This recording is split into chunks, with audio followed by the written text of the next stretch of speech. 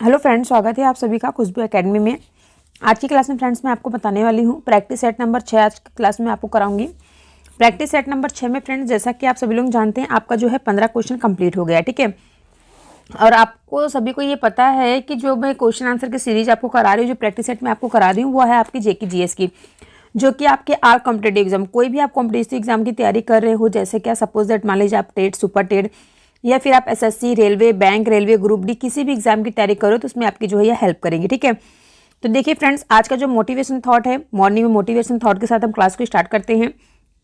सांवली लड़कियां और बेरोजगार लड़के ही जानते हैं कि ये दुनिया कितनी बेरहम है। ठीक है, तो आपको क्या है, अगर आप सांवले हैं या फिर आप बेरोजगार हैं, तो आपको क्या करना है, केवल आपको मेहनत करनी है, पढ़ाई करनी है, ताकि आपकी कल क्या हो, आपकी ये समाज में आपकी इज्जत हो। ठीक है, और एक मोटिवेशन थॉट और मैं लूँगी, जब तक तुम्हारी सांसें चल रही हैं तब तक कुछ भी संभव है। ठीक है, जब तक क्या है, हमारी सांसें चल रही हैं तब तक हम कुछ भी कर सकते हैं, अन्यथा उसके बाद हम लोग कुछ नहीं कर सकते। ठीक है, तो इसी मोटिवेशन थॉट के साथ हम लोग चलते हैं, और हमारा जो है क्वेश्चन आपका 15 कंप्लीट हो गया था। आज की क्लास में हम क्वेश्चन नंबर 16 करेंगे। ठीक है, तो सभी से रिक्वेस्ट है कि सभी लोग क्लास को अपने दोस्तों में शेयर कर दीजिए, और जिसने अभी तक चैनल को सब्सक्राइब ना किया हो तो प्लीज़ चैनल को सब्सक्राइब और वीडियो को लाइक कर लीजिए। ठीक है, तो चलिए स्टार्ट करते हैं। आज हम क्वेश्चन नंबर 16 से हम लोग स्टार्ट करेंगे।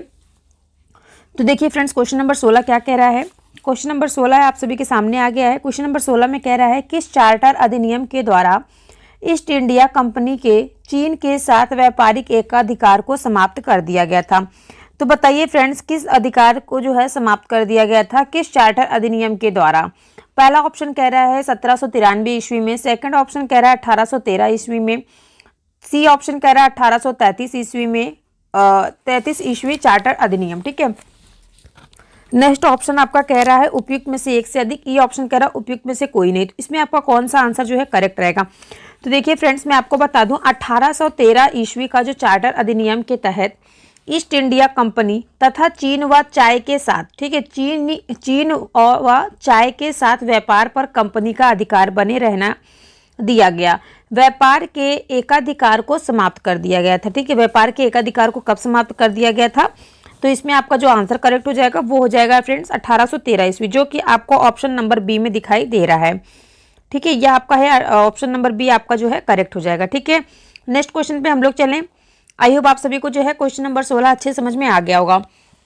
तो ईस्ट इंडिया कंपनी तथा चीन ने क्या किया था, चाय के साथ व्यापार पर कंपनी का अधिकार बने रहने दिया था। ठीक है, नेक्स्ट क्वेश्चन है आप सभी के सामने आ गया है। क्वेश्चन नंबर 17 की हम लोग यहाँ बात करेंगे।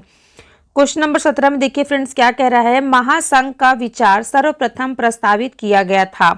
पहला ऑप्शन कह रहा है भारतीय परिषद अधिनियम 1893 में, सेकंड ऑप्शन कह रहा है मार्ले मिंटो सुधार में, तीसरा ऑप्शन कह रहा है मॉन्टेग्यू चेम्सफोर्ड सुधार में, डी ऑप्शन कह रहा है उपयुक्त में से एक से अधिक, ई ऑप्शन कह रहा है उपयुक्त में से कोई नहीं।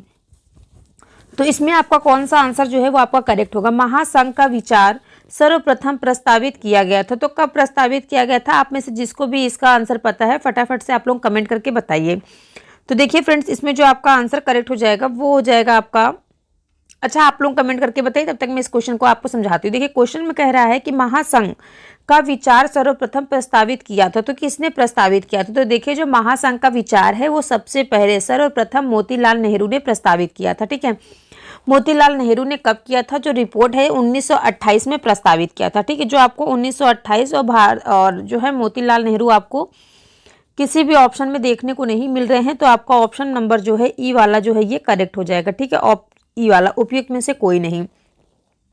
परंतु क्या होता है, इसे मुस्लिम लीग के द्वारा अस्वीकार भी कर दिया गया था। ठीक है, नेक्स्ट क्वेश्चन पे चलिए हम लोग। क्वेश्चन नंबर 17 समझ में आ गया सभी को। तो महासंघ का जो विचार था वो सर्वप्रथम किसने प्रस्तावित किया था, मोतीलाल नेहरू ने, जिस रिपोर्ट प्रस्तुत की थी तो कब की थी, 1928 ईस्वी में। ठीक है, लेकिन क्या होता है, मुस्लिम लीग के द्वारा इसे अस्वीकार कर दिया जाता है। ठीक है, नेक्स्ट क्वेश्चन आप सभी के सामने आ गया। क्वेश्चन नंबर 18 क्या कह रहा है, इस पर हम लोग चर्चा करेंगे। क्वेश्चन नंबर 18 देखिए फ्रेंड्स, इंपॉर्टेंट है। 1784 का पिट्स इंडिया एक्ट था। तो बताइए 1784 का जो पिट्स इंडिया एक्ट था वो क्या था। तो पहला ऑप्शन कह रहा है श्वेत पत्र, सेकंड ऑप्शन कह रहा है विनिमय अधिनियम रेगुलेटिंग एक्ट, तीसरा कह रहा है अध्यादेश, चौथा कह रहा है उपयुक्त में से एक से अधिक, ई कह रहा है उपयुक्त में से कोई नहीं। तो इसमें आपका कौन सा आंसर जो है वो करेक्ट रहेगा। क्वेश्चन नंबर 18 का आंसर आप लोग बताइए कौन सा करेक्ट रहेगा। 1784 ईस्वी का पिक्ट्स इंडिया एक्ट क्या था? तो देखिए फ्रेंड्स, जो 1784 ईस्वी का जो Picts India act regulating act था, जिसके माध्यम से कंपनी के राजनीतिक मामलों के लिए नियंत्रक बोर्ड की स्थापना की गई थी। किस बोर्ड की स्थापना की गई थी फ्रेंड्स? राजनीतिक मामलों के लिए नियंत्रक बोर्ड की स्थापना की गई थी और द्वैध शासन का प्रारंभ हुआ था। 1784 में द्वैध शासन का भी प्रारंभ हुआ था और द्वैध शासन पद्धति का जो जनक है वो किसे माना जाता है? तो देखिए फ्रेंड्स, ये इंपॉर्टेंट रहेगा, आप लोग ध्यान रखिएगा। द्वैध शासन पद्धति का जनक किसे माना जाता है? तो लियोपोल्ड को माना जाता है। भारत में सबसे पहले द्वैध शासन वर्ष 1965 में बंगाल में रॉबर्ट क्लाइव द्वारा लगाया गया था। ठीक है, तो फ्रेंड्स किसके द्वारा लगाया गया था? रॉबर्ट क्लाइव के द्वारा लगाया गया था 1765 ईस्वी में। भारत में सबसे पहले जो है द्वैध शासन व्यवस्था कब लागू की गई थी? तो 1765 ईस्वी में बंगाल में चालू की गई थी। और किसके द्वारा फ्रेंड्स? ये रॉबर्ट क्लाइव के द्वारा। ओके, तो इसमें आपका कौन सा आंसर करेक्ट रहेगा? तो विनिमय अधिनियम रेगुलेटिंग एक्ट, ऑप्शन नंबर आपका जो है बी वाला आपका इसमें करेक्ट हो जाएगा। ठीक है, सभी को समझ में आ गया? Question number 18। नेक्स्ट क्वेश्चन पे चलें। नेक्स्ट क्वेश्चन देखिए आप सभी के सामने आ गया। क्वेश्चन नंबर 64 क्या कह रहा है? ध्यान से सभी लोग देखिएगा, आपके एग्जाम के लिए इंपॉर्टेंट रहेगा। ठीक है, क्वेश्चन नंबर 18 देखिए आ गया आप सभी सामने। क्वेश्चन नंबर 19 में कह रहा है कि दिल्ली में केंद्रीय सचिवालय के उत्तरी और दक्षिणी ब्लॉक का वास्तुकार कौन था? पहला ऑप्शन कह रहा है sir Edward Lutyens, second option कह रहा है हर्बर्ट, थर्ड ऑप्शन कह रहा है रॉबर्ट टेस्ल, डी ऑप्शन कह रहा है उपयुक्त में से एक से अधिक, ई ऑप्शन कह रहा है उपयुक्त में से कोई नहीं। तो देखिए फ्रेंड्स, क्वेश्चन नंबर 19 में इसमें कौन सा आंसर आपका करेक्ट रहेगा? डी ई ऑप्शन जो है आपको सभी में सेम देखने को मिलता है। तो देखिए फ्रेंड्स, दिल्ली में जो केंद्रीय सचिवालय के उत्तरी और दक्षिणी क्लॉक का वास्तुकार कौन था? तो उसके जो वास्तुकार थे वो थे फ्रेंड्स सर एडवर्ड लुटियंस थे, जो कि एक ब्रिटिश वास्तुकार थे। और इन्होंने दिल्ली में केंद्रीय सचिवालय के उत्तरी दक्षिणी ब्लॉक के डिजाइन के साथ साथ इंडिया गेट, वायसराय हाउस और राष्ट्रपति भवन का डिजाइन भी किया था। ठीक है, तो सभी को कंफर्म हो गया। नेक्स्ट क्वेश्चन पे चलें। इसमें आपका कौन सा आंसर करेक्ट रहेगा? आंसर जो है आपका इसमें फर्स्ट वाला करेक्ट हो जाएगा। कंफर्म हुआ सभी को? नेक्स्ट क्वेश्चन पे चले हम लोग।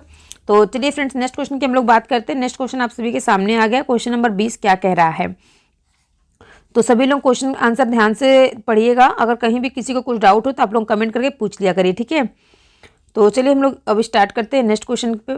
नेक्स्ट क्वेश्चन देखिए, क्वेश्चन नंबर 20 कह रहा है कि निम्नलिखित में से कौन सी नदी कैलाश पर्वत से निकलती है? तो बताइए फ्रेंड्स, कौन सी नदी है जो कैलाश पर्वत से निकलती है? पहला ऑप्शन कह रहा है सिंधु नदी, सेकंड कह रहा है ब्रह्मपुत्र नदी, थर्ड ऑप्शन कह रहा है कर्णवाली नदी, डी ऑप्शन कह रहा है उपयुक्त में से एक से अधिक, ई कह रहा है उपयुक्त में से कोई नहीं। तो बताइए इनमें से कौन सी ऐसी नदी है जो कैलाश पर्वत से निकलती है? कौन सा ऑप्शन इसका करेक्ट रहेगा? तो देखिए फ्रेंड्स, कैलाश पर्वत यानी कि जो कैलाश पर्वत जो कि हिमालय में है, कैलाश पर्वत हिमालय के सबसे उत्तरी क्षेत्र के पश्चिमी तिब्बती पठार में स्थित है। कैलाश पर्वत से 4 नदियां निकलती। कौन कौन सी नदियां निकलती है फ्रेंड्स? तो सिंधु नदी, ब्रह्मपुत्र, कर्णवाली और सतलज। ठीक है, ये 4 नदियां जो हैं फ्रेंड्स, ये चारों नदियां कहाँ से निकलती हैं? ये सभी कैलाश पर्वत के हिमालय के सबसे ऊपरी क्षेत्र यानी कि पश्चिमी तिब्बती पठार में स्थित है और वहां से 4 नदियां निकलती हैं। कैलाश से मैंने आपको कौन कौन सी नदी का नाम बताया, याद रखिएगा। 3 नदी इसमें दी गई है, सिंधु, ब्रह्मपुत्र, कर्णवाली और इसके अलावा जो सतलज नदी है। ये चारों नदियां कहाँ से निकलती हैं? आपकी कैलाश पर्वत से निकलती है। ठीक है, इंपॉर्टेंट रहेगा और आप सभी के एग्जाम में अगर पूछ लिया जाएगा तो आई होप आप सभी लोग अच्छे से कर लेंगे। ठीक है, तो इसमें आपका जो आंसर करेक्ट हो जाएगा ये हो जाएगा उपयुक्त में से एक से अधिक। ठीक है, आपका जो है डी वाला ऑप्शन जो है आपका करेक्ट हो जाएगा। कंफर्म हुआ सभी को? नेक्स्ट क्वेश्चन पे चले, इंपॉर्टेंट है, याद रखिएगा सभी लोग। कैलाश पर्वत से निकलने वाली नदियां कौन कौन सी हैं? सिंधु, ब्रह्मपुत्र, कर्णवाली और सतलज नदी। ओके, नेक्स्ट क्वेश्चन पे चले, याद करते हुए चलिए साथ ही साथ। तो देखिए क्वेश्चन नंबर 21 सबसे इंपॉर्टेंट है। क्या कह रहा है? पृथ्वी पर सबसे अधिक तप्त यानी कि फ्रेंड्स गर्म स्थान कौन सा है? तो बताइए पृथ्वी पे सबसे अधिक गर्म स्थान कौन सा है? पहला ऑप्शन कह रहा है death valley California, second option कह रहा है अल अजीजिया लीबिया, सी ऑप्शन कह रहा है जाकोबाबाद पाकिस्तान, डी ऑप्शन कह रहा है उपयुक्त में से एक से अधिक, ई कह रहा है उपयुक्त में से कोई नहीं। तो बताइए फ्रेंड्स, इसमें आपका कौन सा आंसर जो है वो आपका करेक्ट हो जाएगा? जिसको भी इस क्वेश्चन का आंसर पता है आप लोगों का आंसर जो है कमेंट करके बताया करिए, जिसको पहले से आंसर पता है। और मैं एक बात हमेशा आपसे कहती हूँ कि जितना भी क्वेश्चन आंसर मैं आपको कराती हूँ क्लास में, जैसा कि कभी कभी 15 क्वेश्चन होता है, कभी 30 क्वेश्चन हो जाते हैं, कभी कभी 35 क्वेश्चन हो जाते हैं किसी क्लास में, तो क्या होता है फ्रेंड्स, मैं आपसे हमेशा कहती हूँ कि आपको कितने क्वेश्चन के आंसर पहले से आपको लर्न थे, कितने क्वेश्चन के आंसर आपको पहले से आते थे। तो आप लोग कमेंट करके बताया करिए, ठीक है। और आप क्लास चाहे जब भी देख रहे हैं तभी आप लोग अपना आंसर बताया करिए कि इस क्वेश्चन का आंसर मुझे पहले से पता है और मैं यहाँ इस स्टेट से ये आपकी वीडियो देख रहा हूँ, ठीक है। तो देखिए नेक्स्ट इस क्वेश्चन का आंसर क्या है क्वेश्चन नंबर 21 में। तो देखिए फ्रेंड्स, विश्व में सबसे अधिक तापमान 1922 में अल अजीजिया, ठीक है, अल अजीजिया में कितना था, 57 से 58 डिग्री सेल्सियस रिकॉर्ड किया गया था, जो अब पृथ्वी पर दर्ज सबसे अधिक तापमान माना जाता है, ठीक है। कितना फ्रेंड्स, 57 से 58 डिग्री सेल्सियस जो है उस टाइम पे दर्ज किया गया था, जो सबसे अधिक माना जाता है। अगर हम बात करें सितंबर 2012 में विश्व मौसम विज्ञान संगठन द्वारा की गई एक घोषणा के अनुसार विश्व में सबसे अधिक गर्म तापमान जो है वो 1913 में अमेरिका के कैलिफोर्निया में स्थित ग्रीनलैंड रेड रेंच की डेथ वैली में कितना था, 56 से 57 डिग्री सेल्सियस दर्ज किया गया था, ठीक है। तो इसमें आपका जो है आंसर हो जाएगा बी वाला, अल अजीजिया लीबिया, ठीक है। अल अजीजिया लीबिया जो कि फ्रेंड्स मैंने आपको क्या बताया है, ये कहाँ पर है, ये जो उसको मैंने आपको बताया है, ये अल अजीजिया ये जो कि है ये आपका रिकॉर्ड किया गया है विश्व में सबसे अधिक तापमान वाला 1922 में, ठीक है। कहाँ पर, अल अजीजिया में, ठीक है। तो नेक्स्ट क्वेश्चन पे चले हम लोग, कितना किया गया था, 57 से 58 डिग्री सेंटीग्रेड, ओके। कंफर्म हुआ तो आंसर आपका जो है सेकंड वाला आंसर जो इसमें आपका करेक्ट हो जाएगा। सभी को आई होप समझ में आ गया होगा। अब हम लोग इसके बाद नेक्स्ट क्वेश्चन पे चलते हैं। नेक्स्ट क्वेश्चन आप सभी के सामने आ गया। क्वेश्चन नंबर 22 क्या कह रहा है, सभी लोग ध्यान से पढ़िएगा। क्वेश्चन नंबर 22 देखिए फ्रेंड्स, मैं इसलिए आपको क्वेश्चन के आंसर एक दो बार रिपीट करा दूँ ताकि आपको साथ ही साथ याद होता चले। अगर आप बाद में इसका रिवीजन नहीं कर पा रहे हैं तो अगर आपने 2 बार इस क्लास को सुन लिया है तो आप अच्छे से कर लेंगे, ठीक है। अगर आपके सामने ऐसा क्वेश्चन आता है तो आप अच्छे से इसका आंसर दे सकेंगे। तो देखिए इस क्वेश्चन में कह रहा है कि निम्नलिखित देशों में से किस देश में कोई भी खनिज निक्षेप नहीं है। तो देखिए फ्रेंड्स, यहाँ पे बात हो रही है कोई भी खनिज जो है वो निक्षेप नहीं है, नहीं की बात हो रही है। फर्स्ट ऑप्शन कह रहा है स्विट्जरलैंड, सेकंड ऑप्शन कह रहा है ऑस्ट्रेलिया, थर्ड ऑप्शन कह रहा है नॉर्वे, डी ऑप्शन कह रहा है उपयुक्त में से एक से अधिक, ई कह रहा है उपयुक्त में से कोई नहीं। तो बताइए फ्रेंड्स, इसमें आपका कौन सा आंसर जो है वो करेक्ट हो जाएगा। इन सभी में से किस देश में कोई खनिज निक्षेप नहीं है। क्वेश्चन नंबर 22 में आपका आंसर बताइए, जिसको इसका आंसर पहले पता है। तो देखिए फ्रेंड, जो स्विट्जरलैंड एक ऐसा देश है जहां पर स्विट्जरलैंड जो है फ्रेंड्स एक ऐसा देश है जहां पर अधिक जंगल, पर्वत, झील आदि पाए जाते हैं, जो कि खनिज संसाधन के लिए उपयुक्त नहीं है, ठीक है। किसके लिए, खनिज संसाधन के लिए उपयुक्त नहीं है। यह एक ऐसा देश है जहां पर अधिक जंगल पाए जाते हैं, पर्वत पाए जाते हैं, झील पाए जाते हैं, ठीक है।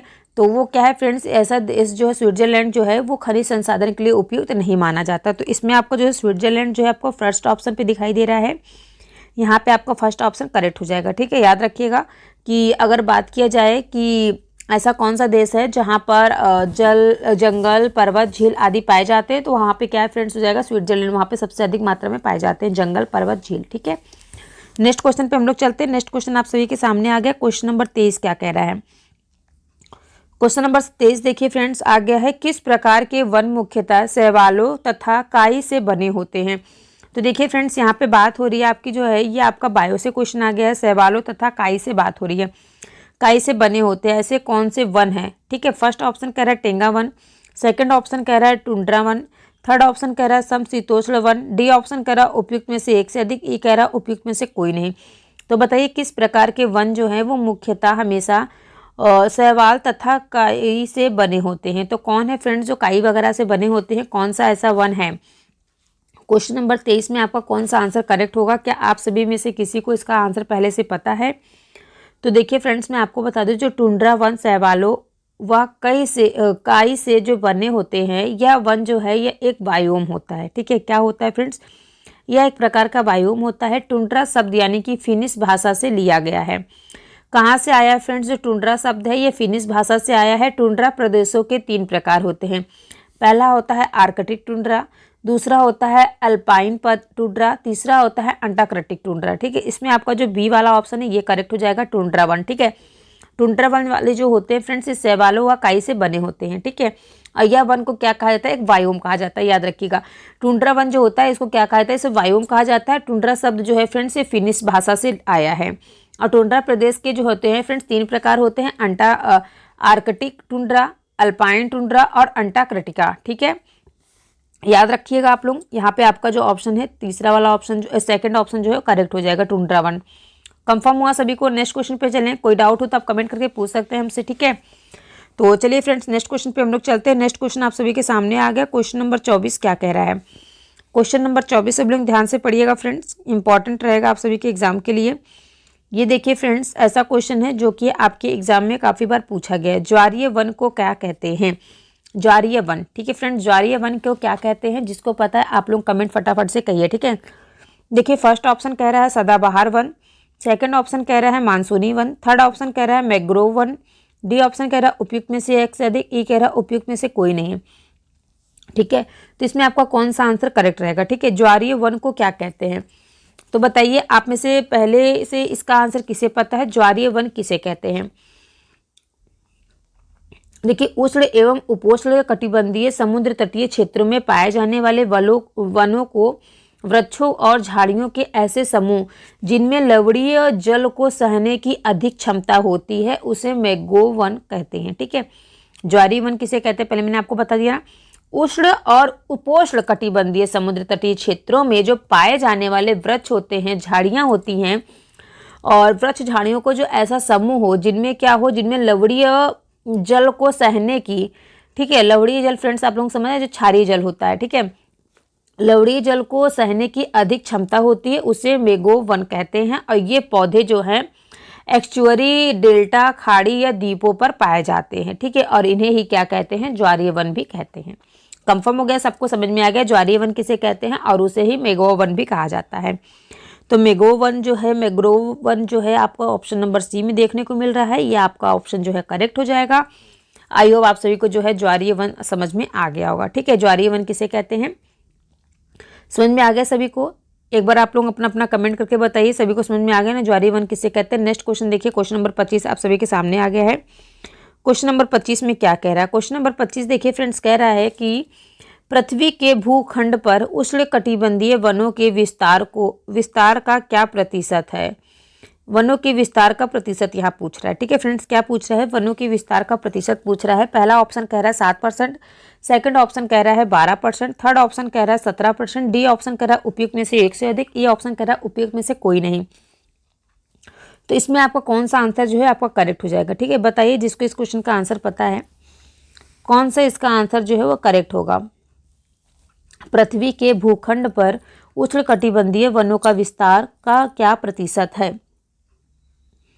तो देखिए फ्रेंड्स, मैं आपको बता दूं, अगर हम बात करें पृथ्वी की तो पृथ्वी के 7% भूखंड पर उष्णकटिबंधीय वनों का विस्तार है, जहां तापमान और आर्द्रता सालों भर उच्च होती है, ठीक है। सालों भर कैसी होती? उच्च होती है, तथा औसत वार्षिक वर्षा जो होती है वो 200 सेंटीमीटर से अधिक होती है। और इनमें ब्राजील का सेल्वास प्रसिद्ध वन क्षेत्र है, ठीक है। इसका क्या है? ब्राजील क्षेत्र वन जो है उसका जो है सेल्वास प्रसिद्ध वन क्षेत्र कहा जाता है। इसमें आपका जो 7% है ये आपका करेक्ट हो जाएगा। पृथ्वी के भूखंड पर जो उष्णकटिबंधीय वनों का जो विस्तार है वो कितना है? 7% है। कंफर्म हुआ सभी को? नेक्स्ट क्वेश्चन पे चले हम लोग। आई होप आप सभी को जो है क्लास अच्छी लग रही होगी, समझ में आ रहे होंगे जितने क्वेश्चन आंसर मैं आपको यहाँ पे करा रही हूँ, ठीक है। तो चलिए अब नेक्स्ट क्वेश्चन पे चलते हैं। नेक्स्ट क्वेश्चन देखिए आप सभी के सामने आ गया है। क्वेश्चन नंबर आपका यहाँ पे देखिए 26, ठीक है। ध्यान से देखिएगा क्वेश्चन नंबर 26 सभी लोग। क्वेश्चन नंबर 26 देखिए फ्रेंड्स, दिया गया है बिहार के किस कृषि जलवायु क्षेत्र में सबसे अधिक जिले हैं? तो बताइए फ्रेंड्स, बिहार के किस कृषि जलवायु क्षेत्र में सबसे अधिक जिला है? एक फ्रेंड्स मैंने आपको क्लास प्रोवाइड की है बिहार स्पेशल, उसमें आप लोग फ्रेंड्स देखेंगे ना, उसमें बिहार से रिलेटेड एक एक क्वेश्चन मैंने काफ़ी अच्छे से आपको समझाया है, ठीक है। तो उसमें आपको इस क्वेश्चन का आंसर मिल जाएगा, आप लोग एक बार उसको देख लीजिएगा। इसका देखिए फर्स्ट ऑप्शन कह रहा है उत्तर पूर्व, सेकंड ऑप्शन कह रहा है उत्तर पश्चिम, थर्ड ऑप्शन कह रहा है दक्षिण पूर्व, ठीक है फ्रेंड्स। क्या कह रहा है? दक्षिण पूर्व।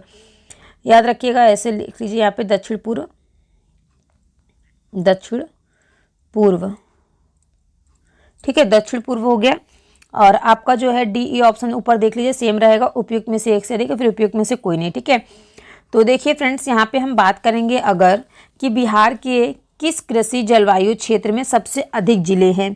तो देखिए फ्रेंड्स, बिहार जो है, बिहार लगभग 94.2 हजार वर्ग किलोमीटर के भौगोलिक क्षेत्र के साथ गंगा नदी से 2 भागों में विभाजित है, ठीक है फ्रेंड्स। किससे विभाजित है? गंगा नदी के 2 भागों में विभाजित है। उत्तर बिहार जो है फ्रेंड्स वो 53.3 हजार वर्ग किलोमीटर के क्षेत्र के साथ, और दक्षिण बिहार जो है वो 40.9 हजार वर्ग किलोमीटर के क्षेत्र में है। ठीक है। अगर फ्रेंड्स हम बात करें कि मिट्टी के लक्षण, वर्णन, वर्षा, तापमान और भूभाग के आधार पर बिहार में 4 मुख्य कृषि जलवायु क्षेत्र की पहचान की गई है, जिसको फ्रेंड्स डिवाइड किया गया zone first, zone second, zone third, zone fourth. ठीक है, इस प्रकार से उसको डिवाइड किया गया है। अगर हम बात करें जोन फर्स्ट में कौन कौन से आते हैं, तो जोन फर्स्ट में उत्तर जलोढ़ मैदान आता है। जोन सेकंड ए में जो है वहाँ पे आपके उत्तर पूर्व जलोढ़ मैदान आते हैं। जोन थर्ड में ए दक्षिण पूर्व जलोढ़ मैदान आते हैं, और जोन थर्ड में बी में जो है दक्षिण पश्चिमी जलोढ़ मैदान आते हैं।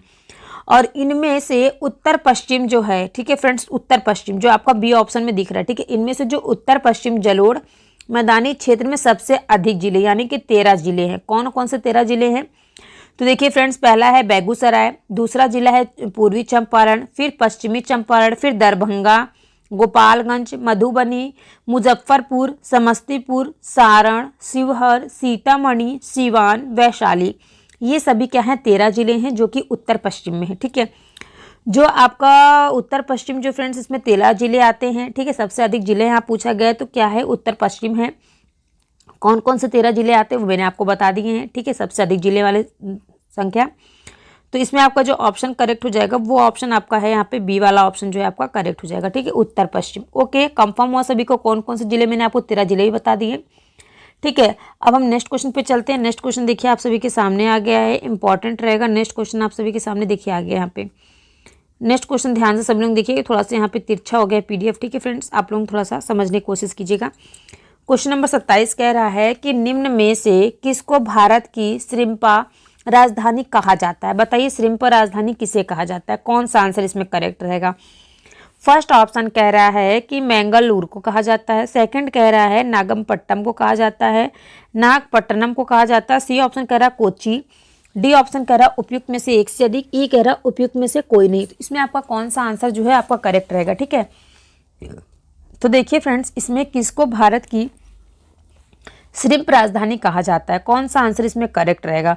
तो देखिए फ्रेंड्स, मैं आपको बता दूं, जो नेल्लूर शहर है, नेल्लूर शहर यानी कि आंध्र प्रदेश में पेन्ना नदी के किनारे स्थित है। ठीक है, नेल्लूर शहर जो है वो आंध्र प्रदेश में पेन्ना नदी के किनारे स्थित है, जिसे श्रिम्प यानी कि झींगा मछली की राजधानी कहा जाता है। ठीक है फ्रेंड्स, झींगा मछली की राजधानी किसे कहा जाता है, तो नेल्लूर शहर यानी कि आंध्र प्रदेश में पेन्ना नदी के किनारे झींगा मछली की राजधानी कहा जाता है, श्रिम्पा की राजधानी कहा जाता है। ठीक है, श्रिम्पा यानी कि क्या होता है, झींगा मछली, क्योंकि इसका उत्पादन यहाँ सबसे अधिक होता है और मत्स्य यहाँ की अर्थव्यवस्था के लिए प्रसिद्ध है। रोटियों की ईद यहाँ का प्रमुख त्यौहार है और कृष्णापत्तनम बंदरगाह यहाँ स्थित है। यहीं पुलकित झील भी है तथा सतीश धवन अंतरिक्ष केंद्र भी है। सतीश धवन अंतरिक्ष केंद्र कहाँ पे है फ्रेंड्स, ये भी क्वेश्चन आपके एग्जाम में बनता है। तो वो है कहाँ पे, आंध्र प्रदेश में। ठीक है, आंध्र प्रदेश में क्या है आपका, सतीश धवन अंतरिक्ष केंद्र भी स्थित है। तो इसमें आपका जो ऑप्शन करेक्ट हो जाएगा वो हो जाएगा ऑप्शन आपका उपयुक्त में से कोई नहीं, ई वाला ऑप्शन आपका जो है वो करेक्ट हो जाएगा। ठीक है, ई वाला ऑप्शन आपका करेक्ट है, याद रखिएगा। तो चलिए नेक्स्ट क्वेश्चन पे हम लोग चलते हैं। नेक्स्ट क्वेश्चन आप सभी के सामने आ गया। क्वेश्चन नंबर 28 क्या कह रहा है। ठीक है, क्वेश्चन नंबर 28 की हम लोग बात करते हैं। क्वेश्चन नंबर 28 क्या कह रहा है। क्वेश्चन नंबर 28 कह रहा है भारतीय मानक समय किस रेखांश पर अपनाया जाता है। फर्स्ट ऑप्शन कह रहा है 75.5 डिग्री ई रेखांश, सेकंड कह रहा है 82.5 डिग्री ई रेखांश, थर्ड कह रहा है 90.5 डिग्री ई रेखांश, डी ऑप्शन कह रहा है उपयुक्त में से एक से अधिक, ई कह रहा है उपयुक्त में से कोई नहीं। तो इसमें आपका कौन सा क्वेश्चन का आंसर जो है आपका करेक्ट हो जाएगा। क्वेश्चन नंबर 28 में आपका आंसर बताइए कौन सा करेक्ट रहेगा। तो देखिए फ्रेंड्स, अगर हम बात करें भारत का मानक समय यानी कि इलाहाबाद के निकट मिर्जापुर से गुजरने वाली 82.5 डिग्री सेंटीग्रेड पूर्वी देशांतर रेखा जो है 82.5 डिग्री सेंटीग्रेड रेखांश को माना गया है, जो ग्रीनविच समय से 5.5 घंटा आगे है। ठीक है, ग्रीनविच समय से कितना घंटे आगे है फ्रेंड्स, तो 5.5 घंटा आगे है। तो इसमें आपका जो आंसर करेक्ट हो जाएगा वो हो जाएगा आपका सेकंड ऑप्शन जो है करेक्ट हो जाएगा। ठीक है, याद रखिएगा सेकंड ऑप्शन जो है आपका करेक्ट रहेगा। ओके, तो चलिए नेक्स्ट क्वेश्चन पे हम लोग चलते हैं। नेक्स्ट क्वेश्चन आप सभी के सामने आ गया। क्वेश्चन नंबर 29 क्या कह रहा है। भारतीय तटरेखा की लंबाई है लगभग, भारतीय तटरेखा की लंबाई कितनी है। तो फर्स्ट ऑप्शन कह रहा है 4900 किलोमीटर, 4,900 किलोमीटर। सेकंड ऑप्शन कह रहा है 5,700 किलोमीटर। थर्ड ऑप्शन कह रहा है 7,500 किलोमीटर। डी ऑप्शन कह रहा है उपयुक्त में से एक से अधिक। ई कह रहा है उपयुक्त में से कोई नहीं। तो इसमें बताइए आपका कौन सा आंसर जो है आपका करेक्ट रहेगा, ठीक है। तो जिसको भी इस क्वेश्चन का आंसर पता है आप लोग फटाफट से अपना कमेंट करके बताया करिए। तो भारतीय तटरेखा की यहाँ पे लंबाई पूछी गई, तो देखिए भारतीय तटरेखा की लंबाई कितनी होती है। तो देखिए अगर हम बात करें कि भारत के मुख्य स्थल खंड के सहारे भारत की समुद्री सीमा की लंबाई की अगर हम बात करें तो वो कितनी है फ्रेंड्स, 6100 किलोमीटर पाई जाती है, ठीक है। कितनी पाई जाती है, 6100 किलोमीटर पाई जाती है। और जो अंडमान निकोबार और लक्षद्वीप की तटरेखा से को समाहित करने पर 7,516 किलोमीटर लंबी है, ठीक है। तो इसमें आपका जो है संभावित हो जाएगा 7,516 जो है वो आपका इसमें सी वाला ऑप्शन जो है आपका करेक्ट हो जाएगा, ठीक है। सी वाला ऑप्शन आपका जो है करेक्ट रहेगा। याद रखिएगा सभी लोग, आपका जो है सी वाला ऑप्शन करेक्ट रहेगा। भारत के मुख्य स्थल खंड के सहारे भारत की समुद्री सीमा की जो लंबाई बताई गई है वो 6100 किलोमीटर बताई गई है। अगर हम अंडमान निकोबार और लक्षद्वीप की तटरेखा को समाहित करने पर 7516 किलोमीटर बताया गया है, ठीक है। तो आई होप आप सभी को जो है 29 क्वेश्चन नंबर अच्छी समझ में आ गया होगा। हम नेक्स्ट क्वेश्चन पे चलते हैं। कोई कमेंट हो तो आप कमेंट करके पूछ सकते हैं, ठीक है, अगर आपको कहीं से कोई भी डाउट हो तो। अब देखिए क्वेश्चन नंबर हम लोग 30 पे चलते हैं। क्वेश्चन नंबर 30 देखिए फ्रेंड्स, क्वेश्चन नंबर 30 की हम बात करेंगे, हिस्ट्री से क्वेश्चन आ गया आपका। निम्नलिखित में से कौन सा धर्म खजुराहो मंदिर से जुड़ा है। तो कौन सा धर्म है जो फ्रेंड्स खजुराहो मंदिर से जुड़ा है। फर्स्ट ऑप्शन कह रहा है जैन धर्म, सेकंड ऑप्शन कह रहा है हिंदू धर्म, थर्ड ऑप्शन कह रहा है तंत्रिका विद्या, डी ऑप्शन कह रहा है उपयुक्त में से एक से अधिक, ई ऑप्शन कह रहा है उपयुक्त में से कोई नहीं।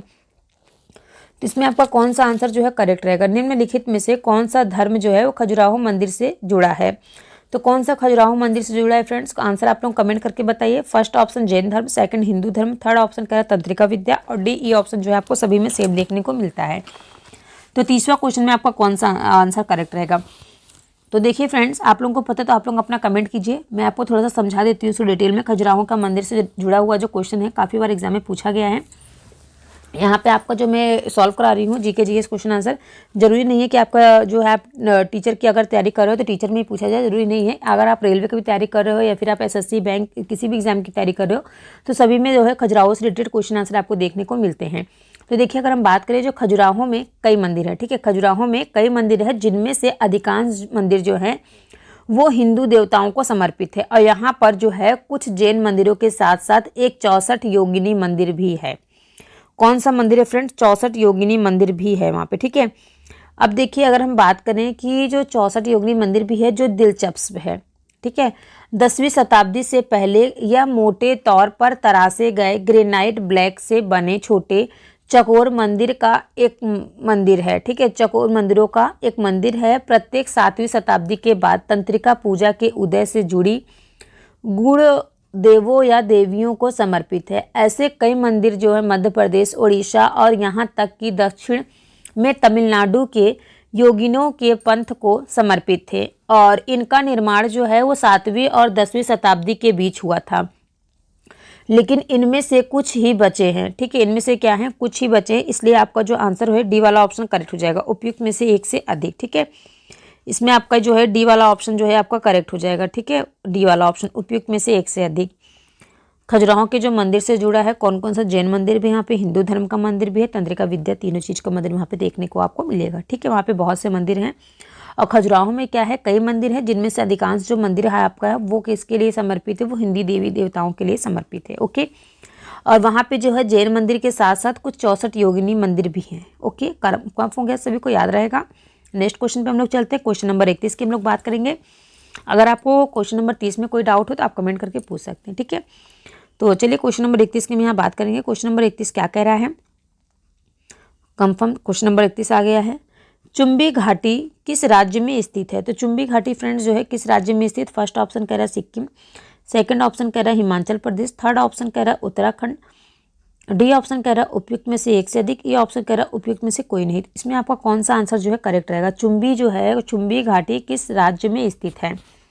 तो चुंबी घाटी बताइए फ्रेंड्स किस राज्य में स्थित है। तो देखिए मैं आपको बता दूं जो चुंबी घाटी है वो भारत के सिक्किम राज्य से लगी है तथा इसके अतिरिक्त इसकी जो सीमा है वो भूटान और तिब्बत से भी लगी है, ठीक है। कहाँ कहाँ से लगी, भूटान और तिब्बत से भी लगी हुई है, ओके, कंफर्म हुआ। नेक्स्ट क्वेश्चन पे चलें हम लोग। नेक्स्ट क्वेश्चन पे अगर हम सॉरी एक मिनट, आपको मैं इसका आंसर बता दूं। इसका आंसर जो है फ्रेंड्स वो है आपका फर्स्ट वाला ऑप्शन जो है आपका करेक्ट रहेगा, सिक्किम। ठीक है, मैंने इसका आंसर जो है आपको बताया है इसके पहले भी। ठीक है, यहाँ पे बात हुई है चुम्बी घाटी। तो चुम्बी घाटी जो है फ्रेंड, चुम्बी घाटी जो है भारत के सिक्किम राज्य से लगी हुई है। ओके, और इसके अतिरिक्त इसकी जो सीमा है वो भूटान और तिब्बत से भी लगती है। कंफर्म हो गया। नेक्स्ट क्वेश्चन पे चलते हैं हम लोग। अब नेक्स्ट क्वेश्चन की बात करेंगे। नेक्स्ट क्वेश्चन देखिए आप सभी के सामने आ गया है, क्वेश्चन नंबर 32। क्वेश्चन नंबर 32 देखिए फ्रेंड्स, इंपॉर्टेंट है। पश्चिम बंगाल में रानीगंज का संबंध है। तो बताइए फ्रेंड्स, पश्चिम बंगाल में जो रानीगंज है इसका संबंध किससे है? फर्स्ट ऑप्शन कह रहा है कोयला क्षेत्रों से है। ठीक है, सेकंड ऑप्शन कह रहा है लौह अयस्क से है। थर्ड ऑप्शन कह रहा है मैग्नीज से है। डी ऑप्शन कह रहा है उपयुक्त में से एक से अधिक। ये ऑप्शन कह रहा है उपयुक्त में से कोई नहीं। तो बताइए इसमें कौन सा आंसर जो है आपका करेक्ट हो जाएगा? पश्चिम बंगाल में जो रानीगंज का संबंध है वो किससे है? कौन सा ऑप्शन इसमें करेक्ट रहेगा? तो देखिए फ्रेंड्स, जो पश्चिम बंगाल में रानीगंज है, ठीक है, पश्चिम बंगाल का जो रानीगंज है कोयला क्षेत्र ऊपरी दामोदर घाटी में है। ठीक है, कहाँ पे है? रानीगंज जो है कोयला क्षेत्र में है, ऊपरी और दामोदर घाटी में है, जो देश का सबसे महत्वपूर्ण एवं बड़ा कोयला क्षेत्र है। और इस क्षेत्र में देश का 35% भाग जो है वो कोयला प्राप्त होता है। ठीक है, इस देश का जो सबसे 35% जो भाग कोयला कहाँ से प्राप्त होता है? वो पश्चिम बंगाल के रानीगंज से प्राप्त होता है। ठीक है, तो इसमें आपका जो है कौन सा आंसर करेक्ट हो जाएगा? आंसर आपका ए वाला करेक्ट हो जाएगा। रानीगंज का जो संबंध है कोयला क्षेत्र से है। ठीक है, कंफर्म हो गया सभी को ना? 32 का कौन सा आंसर करेक्ट है? पहला आंसर करेक्ट है। रानीगंज का जो कोयला क्षेत्र है, रानीगंज जो सॉरी फ्रेंड, जो पश्चिम बंगाल का रानीगंज क्षेत्र है वो किससे संबंधित है? तो कोयला क्षेत्र से संबंधित है। Okay, confirm. नेक्स्ट क्वेश्चन पे चलिए हम लोग चलते हैं। क्वेश्चन नंबर 33 क्या कह रहा है? सभी लोग ध्यान से पढ़िएगा, सुनिएगा। क्वेश्चन नंबर 33 आप सभी के सामने है। निम्नलिखित का मिलान करना है। तो देखिए इसमें मिलान करना है। पहला ऑप्शन कह रहा है हजारीबाग, सेकंड कह रहा है नेवेली, थर्ड ऑप्शन कह रहा है झारिया और फोर्थ दिया गया राउरकेला। यहाँ पे आपको दिया गया कुछ इसका मिलान करना है। ठीक है, तो देखिए फ्रेंड्स, जो हजारीबाग है वो किससे संबंधित है? हजारीबाग जो है फ्रेंड्स वो अब्रक से। ठीक है, अब्रक जो कि आपका दिख रहा है, अब्रक आपका यहाँ पे। ठीक है फ्रेंड्स, नेक्स्ट आपका जो दिख रहा है नेवेली। नेवेली जो है फ्रेंड्स, नेवेली का जो संबंध है ये है आपका भूरा कोयला से, यानी कि ये वाला ऑप्शन आपका यहाँ पे करेक्ट हो गया। ठीक है, अब इसके बाद फ्रेंड्स आ रहा है आपका क्या? झारिया। झारिया जो कि आपको थर्ड ऑप्शन में दिया गया है। झारिया जो है, झारिया का संबंध जो है वो है आपका कोयला से। ठीक है, अब इसके बाद फ्रेंड्स आपका बचता है राउरकेला। राउरकेला जो कि वो किससे संबंधित है? लोहा से। ठीक है, आपका जो फोर्थ ऑप्शन यहाँ पे हो जाएगा, फोर्थ ऑप्शन। ठीक है, तो ये देखिए आपका ऑप्शन नंबर जो आपका सी नहीं करेक्ट नहीं लग रहा है। डी वाला ऑप्शन, कौन सा ऑप्शन करेक्ट है? आपका बी वाला ऑप्शन करेक्ट है। ठीक है, अब्रक, अब्रक यानी कि तीसरा, फिर उसके बाद 3 4 1 2। ठीक है, इसमें आप लोग देख लीजिए ऑप्शन आपका कौन सा करेक्ट है। इसमें आपको जो ऑप्शन करेक्ट है बी वाला ऑप्शन करेक्ट रहेगा। ठीक है, नेक्स्ट क्वेश्चन पे हम लोग चलते हैं। नेक्स्ट क्वेश्चन देखिए आप सभी के सामने आ गया है। नेक्स्ट क्वेश्चन देखिए आप सभी के सामने यहाँ पे आ गया। क्वेश्चन नंबर 34 क्या कह रहा है? क्वेश्चन नंबर 34 में कह रहा है तीस्ता और दिहांग नदियों के बीच आने वाले हिमालय के भाग को हिमालय कहा जाता है। ठीक है फ्रेंड्स, यहाँ बात कौन कौन सी नदी की हो रही?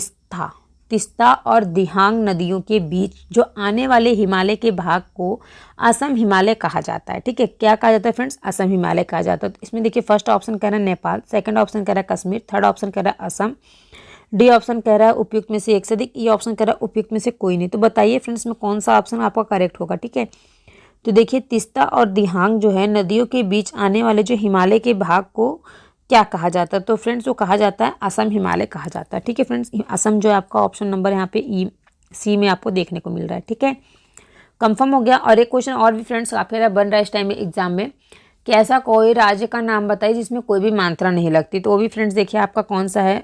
राज्य का नाम असम। ठीक है, नेक्स्ट क्वेश्चन पे चलें हम लोग। नेक्स्ट क्वेश्चन देखिए आपका क्या कह रहा है? Question number 35। ठीक है, क्वेश्चन नंबर 35 की हम लोग बात करेंगे। क्वेश्चन नंबर 35 देखिए क्या कह रहा है? निम्नलिखित में से किसको सह्याद्री पर्वतमाला भी कहा जाता है? तो फ्रेंड्स बताइए सह्याद्री पर्वतमाला किसे कहा जाता है? इसमें कौन सा ऑप्शन आपका जो है करेक्ट हो जाएगा? पहला ऑप्शन कह रहा है पूर्वी घाट, सेकंड ऑप्शन कह रहा है पश्चिमी घाट, थर्ड ऑप्शन कह रहा है शिवालिक पहाड़ियाँ, डी ऑप्शन कह रहा है उपयुक्त में से एक से अधिक, ई कह रहा है उपयुक्त में से कोई नहीं। तो बताइए इसमें आपका कौन सा क्वेश्चन का आंसर जो है करेक्ट रहेगा? इनमें से कौन सा ऐसा है फ्रेंड्स किसको सह्याद्री पर्वतमाला भी कहा जाता है? तो आप में से किसको पता है सह्याद्री पर्वतमाला किसे कहा जाता है? कौन सा ऑप्शन इसमें करेक्ट रहेगा? तो देखिए फ्रेंड्स मैं आपको बता दूं, दक्कन के पठार का पश्चिमी किनारा भ्रंशस जिसको फैक्टिंग कहते हैं, इसके कारण सीधी और खड़ी ढाल वाला है, ठीक है, जो कि पश्चिमी घाट बनाता है। पश्चिम घाट के कई नाम हैं विभिन्न क्षेत्रों में, जैसे सह्याद्री पर्वत, नीलगिरी पर्वत और कार्डेमम कहा जाता है, ठीक है। तो इसमें आपका जो आंसर करेक्ट हो जाएगा वो हो जाएगा पश्चिमी घाट, ठीक है। पश्चिमी घाट को कई नामों से जाना जाता है, जैसे कि यहाँ पे आपको दिया गया है सह्याद्री पर्वतमाला, ठीक है। इसी प्रकार से इसको नीलगिरी के नाम से और कार्डेमम के नाम से भी जाना जाता है, ठीक है। तो इसमें आपका जो ऑप्शन करेक्ट हो जाएगा वो हो जाएगा आपका पश्चिमी घाट, यानी कि ये वाला ऑप्शन जो है आपका करेक्ट हो जाएगा। और आप लोगों को अगर कहीं भी कोई डाउट हुआ हो तो आप कमेंट करके पूछ सकते हैं, ठीक है। और क्वेश्चन आंसर कैसे लगे कमेंट करके बताइएगा। नेक्स्ट क्लास में फ्रेंड्स इसके आगे क्वेश्चन आंसर मैं आपको कराती हूँ, ठीक है। आज के लिए बस इतना ही।